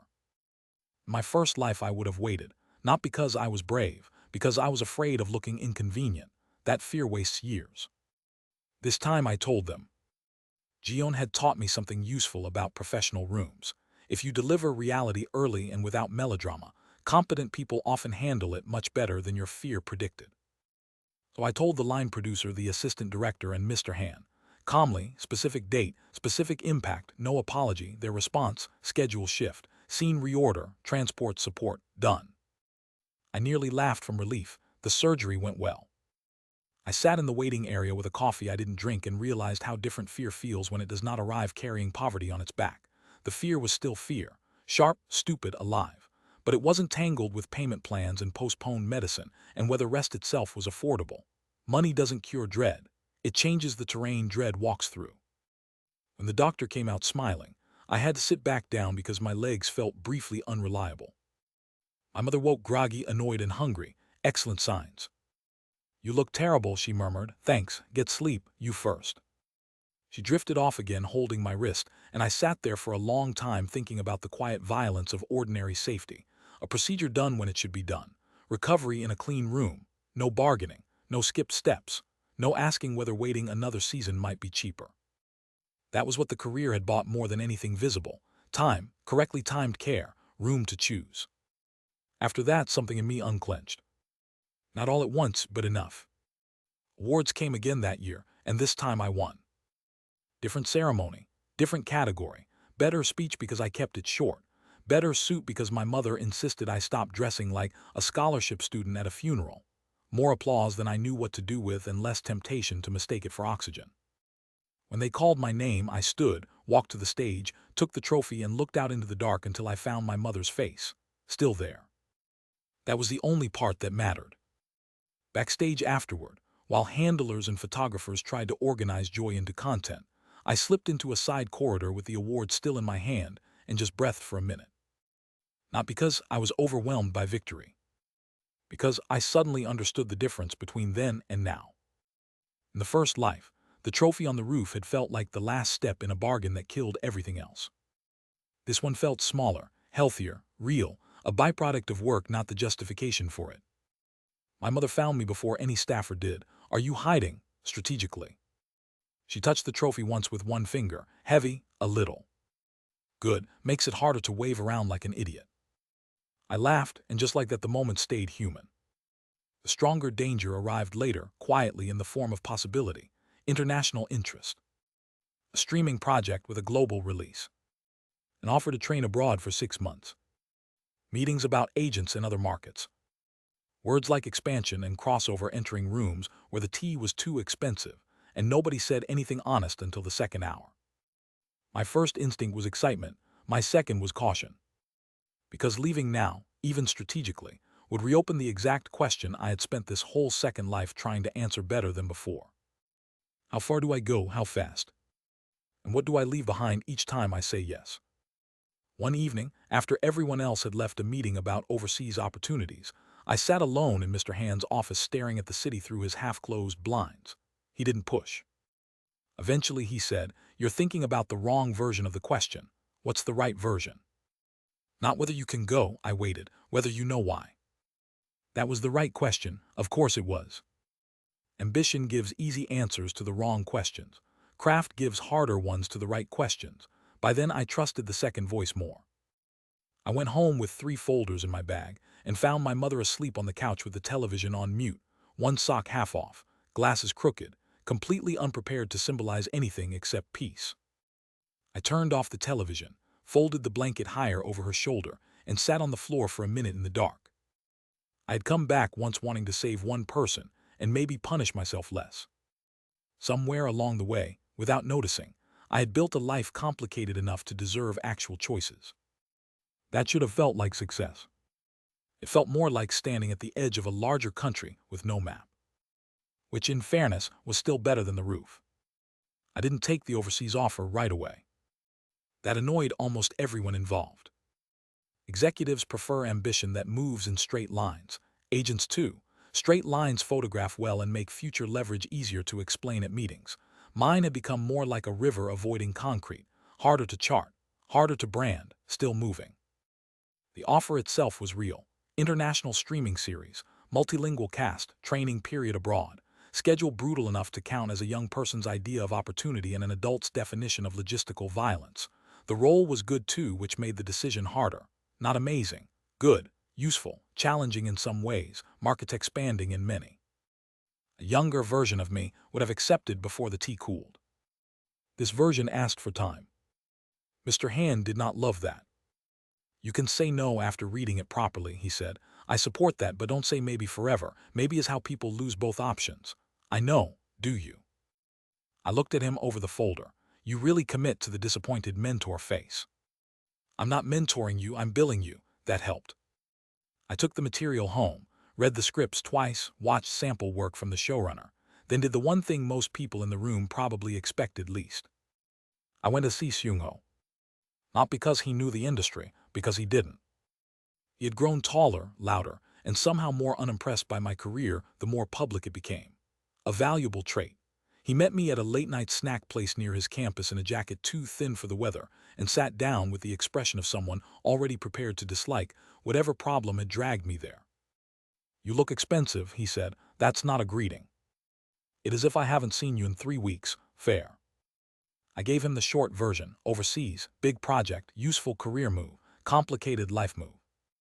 He listened while demolishing half a plate of fried dumplings and then said, "Do you want to go?"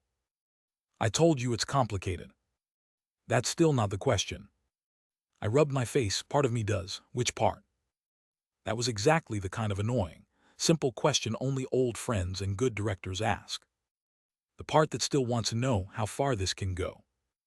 He nodded like that answer made sense and took a sip of soda. "And the part that doesn't. The part that remembers what happened when I kept going without checking what I was turning into."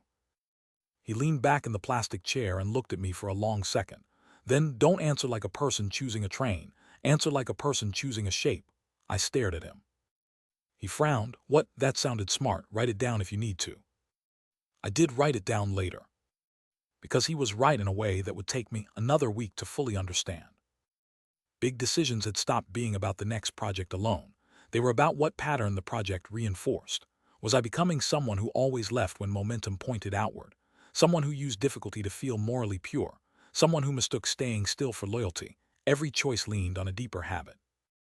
I delayed the overseas answer by 10 more days, and spent those days not just reading contracts, but watching myself. How quickly I defended the offer in my head. How often I imagined the announcement rather than the work. How my body felt after meetings about it. Sharper, heavier, more performative, more alive. Those signals matter, not because instinct is sacred, because the body notices lies before the speech catches up. Heejin gave me the most inconvenient note of all. If you go because it's larger, you'll hate yourself halfway through. I folded my arms. What if I go because it's good? She looked at me over the rim of her teacup. Then I wouldn't be worried. Sometimes she could reduce a week of thinking to one line, which I found both efficient and rude. Round then, another opportunity appeared from the opposite direction. A tiny workshop production developed from a new writer's script in Heejin's reading group. No camera, bare stage, limited audience, almost no money, not a career move so much as an artistic dare. The role was that dangerous kind of good where the pages don't flatter you at all. They simply reveal whether you can think and listen deeply enough to survive them. Under any normal circumstances, I would have said yes instantly. But that was the point. My taste had become sophisticated enough to create its own traps. The nobler-looking project is not always the truer one. Sometimes it is just the one that lets you feel pure while someone else pays your bills. So I did something I had almost never done in either life. I waited, I kept working. I read, I walked. I ate dinner with my mother on purpose instead of in passing. And because life enjoys timing jokes, the role that finally broke the stalemate came from nowhere. A mid-budget film about a failed child actor turned acting teacher.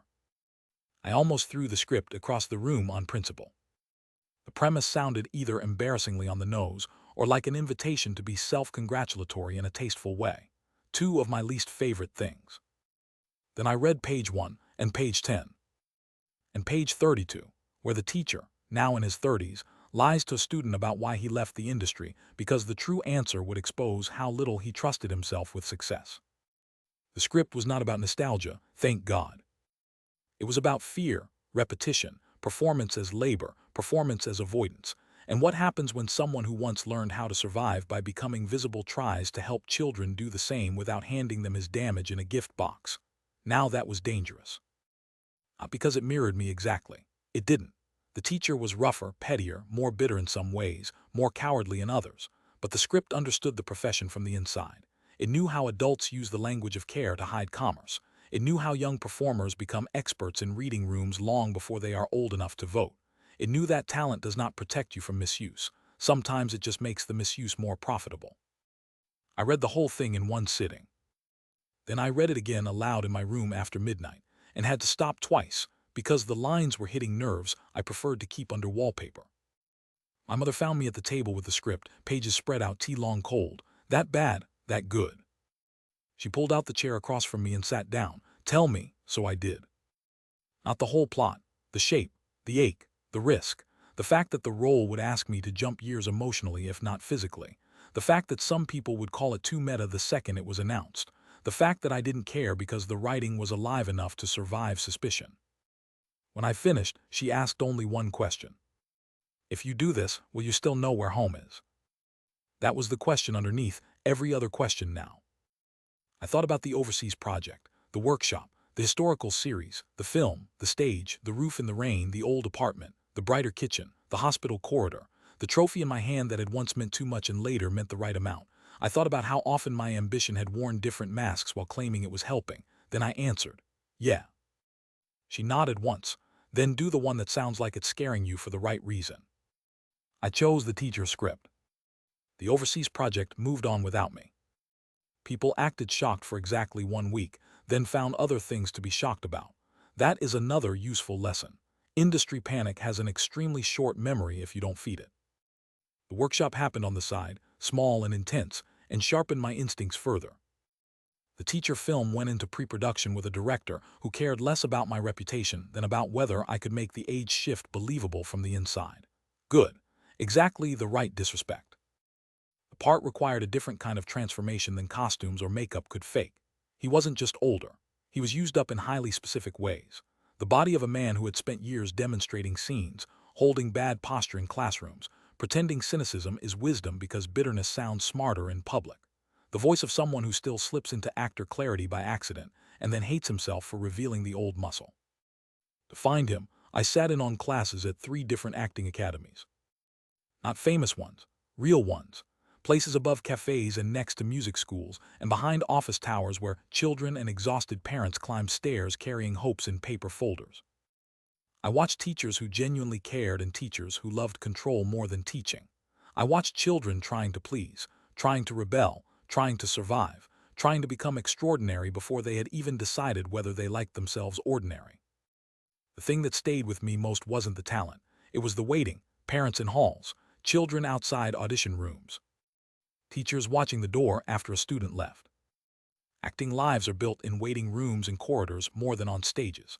The profession never admits that enough. I put all of it into the role, not as tribute, as material, which is colder than tribute and often more honest. By then I had become comfortable enough with my own process to stop apologizing for that coldness. You can love people and still use what you observe. The key is whether you flatten them into symbols or let them remain human while teaching you something. The film started in late autumn. I was older now, not just in years but in the shape of my choices. I could feel it in the way crews greeted me. Less novelty, more expectation, less indulgence, more trust. I liked that. Trust is quieter and heavier than praise. The first day on set, wearing simple adult clothes and seeing myself aged by posture, grooming and exhaustion instead of wigs and gimmicks, I had a brief dizzy feeling. Not because I looked 30. Because I looked like a version of myself I could easily have become if the second life had gone a little differently. That frightened me. It also focused me, which is often the better gift. Playing the failed actor turned teacher was the first time in this second life that I felt genuinely afraid of my own familiarity with the material. Not because the script matched me exactly, because it brushed too close to some of the ugliest roads still available to me. The character, Hyun, had not been destroyed by one catastrophe. That would have made him easier to understand and easier to forgive. He had been eroded by 100 smaller choices, pride disguised as standards, cowardice disguised as selectivity, isolation disguised as professionalism. He kept teaching children how to be truthful on stage while lying to himself about why he could no longer stand under the same lights. That kind of damage is hard to play if you want to be liked. Good. I had stopped wanting to be liked by scripts some time ago. The director, Minsu, ran rehearsals like he was trying to remove every comforting habit from the room. No sentimental speeches about art, no excuses for metacasting, no indulgence around the cleverness of a former child actor playing a man broken by the same industry. In fact, the first thing he said to me in costume was, "If you perform awareness of the parallel, I'll cut it out of you." Useful. We built Hyun from residue. How he sat in a plastic academy chair too long, because he had learned to conserve energy instead of taking up space. How he rubbed the base of his thumb after bad auditions out of reflex, even though his own auditions were years behind him. How he corrected a student's line reading 3 ways, then avoided demonstrating it himself, because demonstration would wake a hunger he no longer trusted. How he smiled at parents, not warmly, professionally, the smile of a man who knows they want miracles at discount rates. I knew that smile. I had seen versions of it in every corridor of this profession. The film moved between academy rooms, subway stations, tiny offices, rooftops, late-night restaurants, and the kind of rehearsal halls where fluorescent lighting makes every emotional lie look cheaper. The locations mattered because Hyun's life had narrowed without him noticing. He lived in practical spaces, service spaces, interim spaces, places where people pass through on the way to something else. He had become transit in his own story. To play that without flattening him into a warning sign, I had to find the parts of him still alive enough to defend themselves. That turned out to be humor.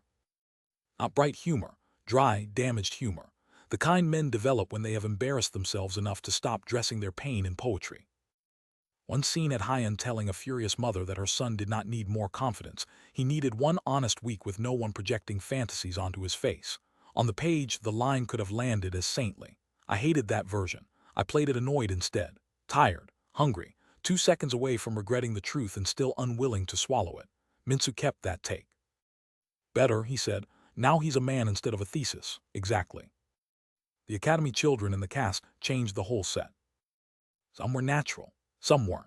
Some had parents hovering so hard you could feel the pressure in the air before the child entered frame. Others had guardians too exhausted to hover even if they wanted to. Watching them brought a different kind of responsibility than I'd had on earlier projects. I wasn't just the lead. I was the adult in the room who knew most intimately what this machinery can do to a child who gets good at being useful before he understands what usefulness costs. So I started doing small practical things. Nothing noble, nothing theatrical. Making sure they had time to breathe before emotional takes. Explaining to one anxious boy that missing a mark did not mean he was a failure. It meant the tape should have been brighter. Telling a girl after a hard scene that crying well and crying safely were different skills, and she was allowed to care about both. Reminding a father outside the tutoring room that asking his daughter what she felt about the scene might tell him more than asking whether she did it correctly. He looked at me like I'd insulted his entire bloodline. Maybe I had, still worth it. One evening, after a difficult classroom sequence, a child actress named Nari came over while I was unlacing my shoes and asked, "Does it get easier?" I should have asked what she meant. Acting, cameras, adults, waiting, being looked at, being chosen, being told no, being praised, being compared. In this world, any of those could fit the question. Some parts do, I said. Some parts just get easier to name. She thought about that for a second and nodded like it was enough. Children accept partial truth better than adults, maybe because they haven't yet decided every answer should tidy up reality for them.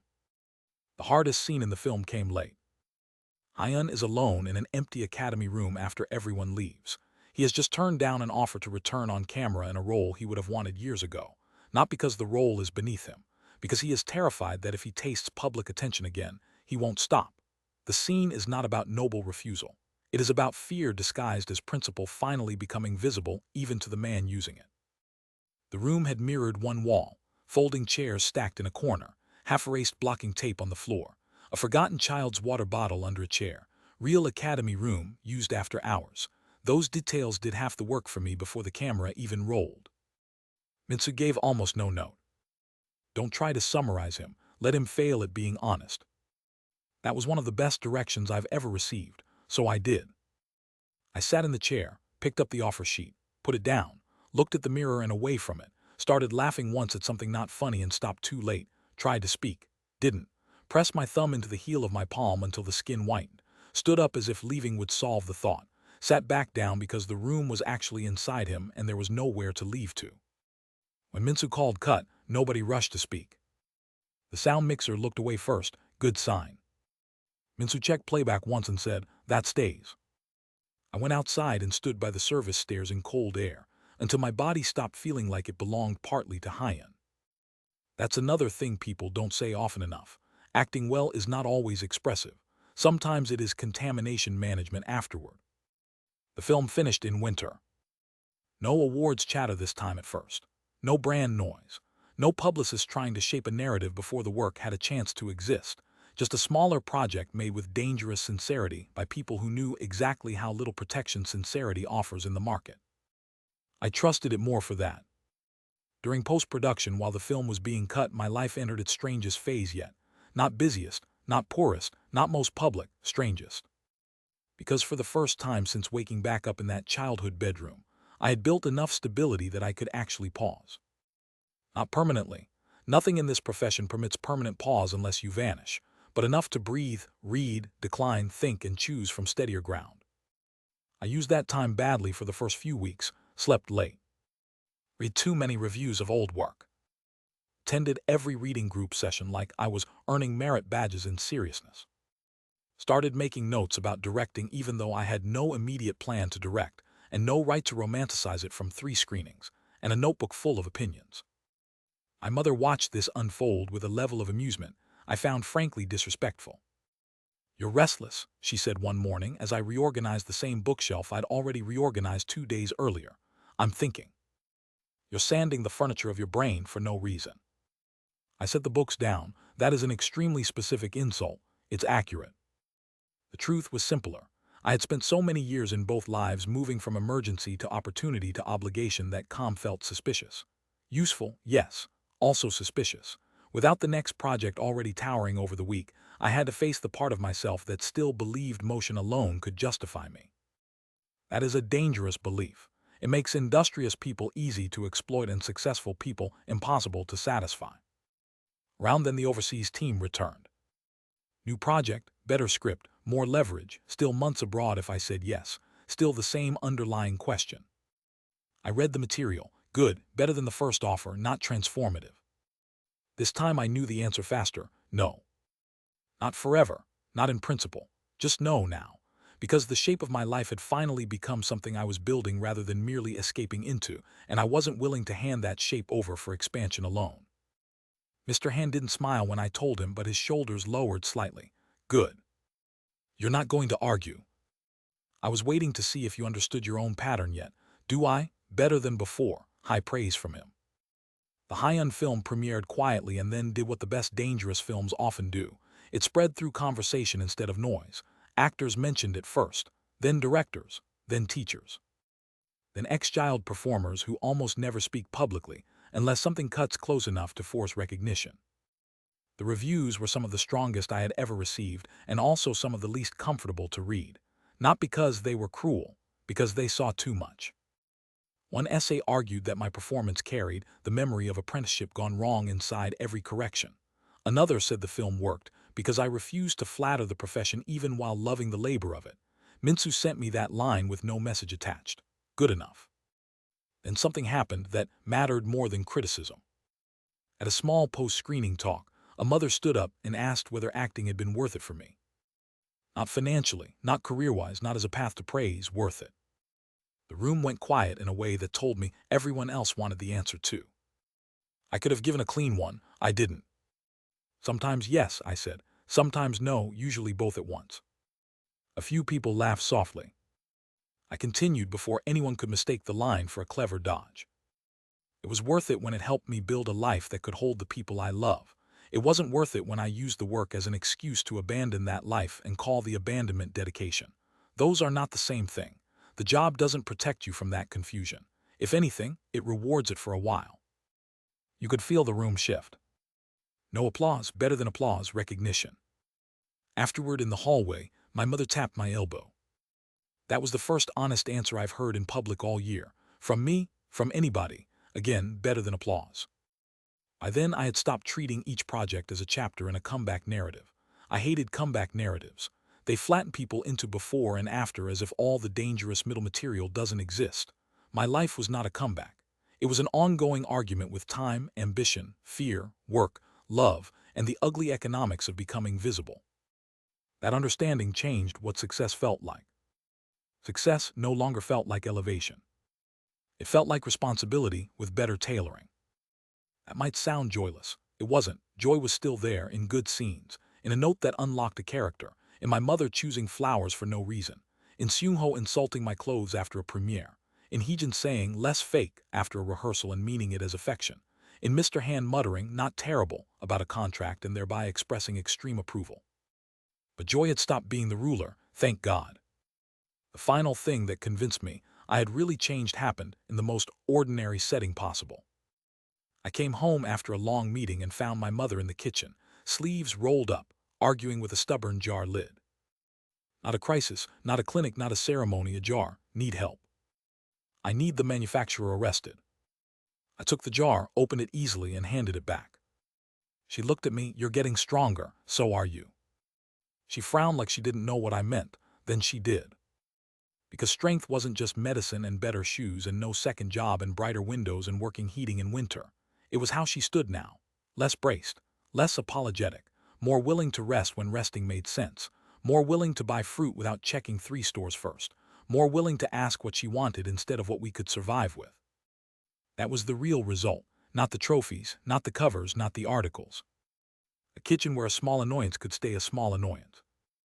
I leaned against the counter while she spooned sauce into a pan. You know, she said, you were easier when you were useless. That's cruel, it's accurate, I laughed. Then she added without looking at me, but this is better. That line went through me more deeply than any acceptance speech ever had. because she wasn't praising the career. She was naming the life. Later that night, I sat at the table alone after she'd gone to bed and looked over the latest script waiting for me. New role, new risk, new version of the same profession asking what I would trade next and for how much. I didn't have all the answers. I doubt I ever will. But I knew this much clearly now. In my first life, I kept running forward because I thought the next level would finally justify the damage behind me. In this life, I moved more carefully because I finally understood no level does that. Nothing erases neglect after the fact. No award refunds a missed funeral. No box office number rewrites a son's absence into care. The work can still matter, deeply, beautifully, enough to build shelter and dignity in time. It just can't be asked to become a god. That is too much pressure for any craft and too little respect for any home. I looked toward my mother's closed door, then back at the script, and smiled a little despite myself. The future still wanted things from me. That was fine. This time I wanted things back. The next script waiting for me was a thriller. I almost said no on sight. Not because thrillers are beneath me, because most thrillers involving young leads don't actually trust young leads. They use them as movement devices. Run here, hide there, discover this, react in a photogenic way. The page wants urgency but not depth. I had read too many of those by then. This one was different. The protagonist was a student witness in a financial scandal, a boy smart enough to see how adults rearrange truth and slow enough to understand what seeing it might cost him. The script moved fast, yes, but it moved through pressure rather than noise. Every chase scene meant something. Every lie deepened the social structure instead of interrupting it. The adults weren't cardboard villains. They were compromised in ordinary, expensive ways. I liked that immediately. What surprised me most was how much the role reminded me of acting itself. Not the glamour version, the actual profession. Entering rooms where everybody claims to want honesty while punishing certain forms of it. Learning to read pauses better than speeches. Understanding that information is power only if you know when not to spend it. Watching adults negotiate around you and pretending not to notice how terrified they are of being seen clearly by someone younger. Good material finds echoes even when it changes clothes. I took the meeting. The director was young for the scale of the project and old in all the right ways. By that I mean he had already been disappointed enough to ask practical questions first. He talked about pacing, social texture, institutional fear, and shoes. Specifically shoes. What kind of shoes a scholarship student wears in the third week after rain when he can no longer keep them clean enough to look like he isn't struggling. That level of attention calmed me immediately. I don't need you to be intense, he said. I need you to be readable at speed. Good note. Actors often overfill thrillers because the genre itself already moves quickly, and they panic about depth getting lost in the machinery. Then the performance starts running ahead of the scene, and the whole thing feels like a race between editing and emotion. I told him so. He nodded, exactly, so help me build stillness points. That was enough to make me want the job. By then, decisions like that had become easier because the system inside me had finally changed. I was no longer asking only, will this make me bigger? I was asking, will this sharpen me without shrinking the life around me? Different question, better outcomes. We negotiated the schedule around my mother's follow-ups and around one condition I had never asked for in my first life: guaranteed downtime between blocks. Not because I had become precious. Because I had learned that exhaustion doesn't just hurt the body, it flattens ethics. Tired people say yes more easily to bad structures because the energy required to resist has already been spent somewhere else. I had done too much of that before. Never again if I could help it. Mr. Han actually looked pleased when I insisted. Growth, he said. That sounds fake from you. It is, don't get used to it, fair. The thriller went into prep while the teacher film kept opening doors in smaller, stranger rooms. A film school invited me to speak. I nearly refused.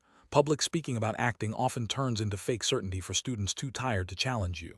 Heejin told me to accept and at least disappoint them honestly. Hard to argue with that, so I went. The classroom was packed. Some students there for the craft, some for proximity, some because attendance attached to the session. Familiar mix. I stood at the front, looked at the rows of faces waiting for wisdom, and decided not to waste anyone's time with slogans. I told them 3 things. First, that talent matters, but not in the way people hope. It does not remove insecurity, bad contracts, manipulative adults, or your own tendency to hide behind what you're already good at. Second, that observation is more important than expression. Most bad acting starts with actors trying to display before they have actually noticed enough. Third, that if they built their whole identity on being chosen, the profession would eventually humiliate them in a way no performance could heal. No one clapped after that part, good sign. A woman in the second row raised her hand and asked, "Then why stay?" I answered as honestly as I knew how. Because when it's good, you're not being chosen. You're helping make something truer than the fear in the room, and that still matters to me. That got a quieter reaction, better than applause again. After the session, one of the professors walked me to the elevator and said, "You talk like someone who had to learn the cost first." Probably. He looked at the closing doors. That's why students listened, maybe. Or maybe students are just hungry for any answer that doesn't treat them like inspirational wallpaper. At home, life kept grounding everything. My mother took a ceramics class because she said her hands had spent too many years only doing useful things.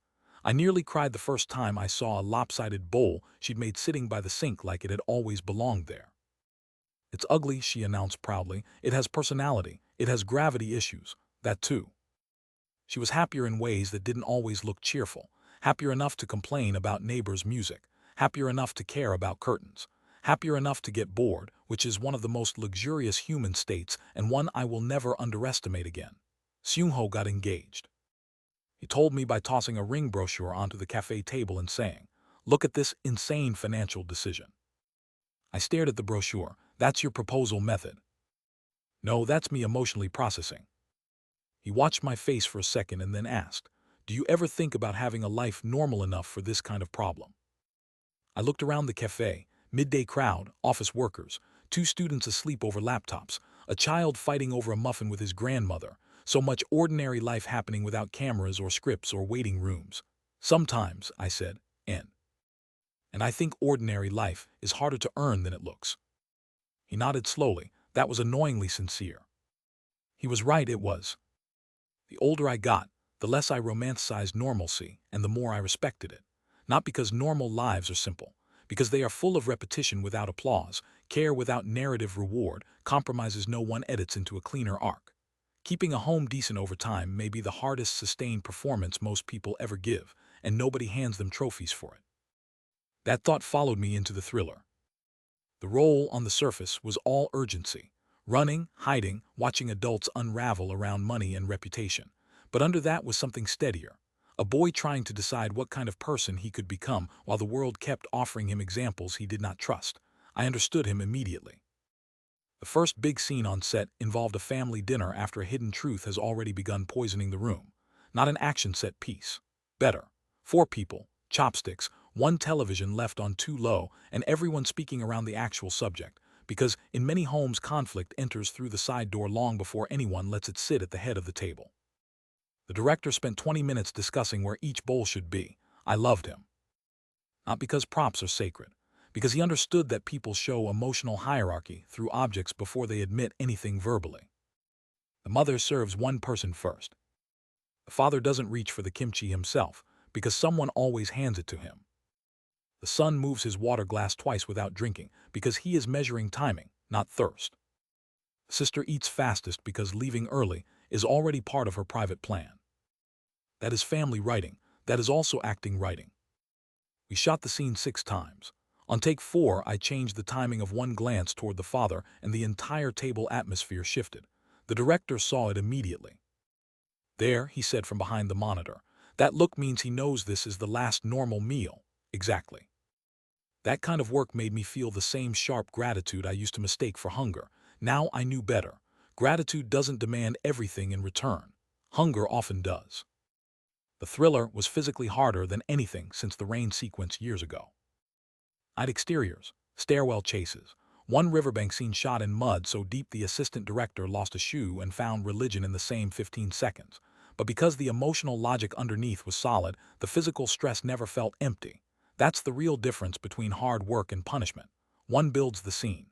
The other just makes stories for future interviews. During a break between setups, a much younger supporting actor sat beside me on an equipment case and asked, "How do you know when you're overdoing it?" Simple question. Hard answer. "You feel yourself explaining instead of living," I said. He frowned. "That sounds vague." "Good, means you'll have to test it." He looked offended and grateful at the same time. The ideal teaching outcome, honestly.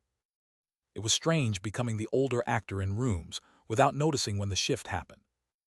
Not old, obviously, just no longer the youngest by default, no longer the living symbol of precocity, just a worker with history, preferences, scars, and a face the crew trusted to carry a difficult morning. I liked that transition more than any headline attached to it, because it meant I was finally being measured less by narrative and more by practice. One late night after a difficult staircase scene, I got home to find my mother asleep in the armchair with one of her ceramics books open face down on her chest. The apartment was quiet except for the hum of the refrigerator and a distant siren far below the window. I stood there looking at her and felt the whole shape of this second life gather at once.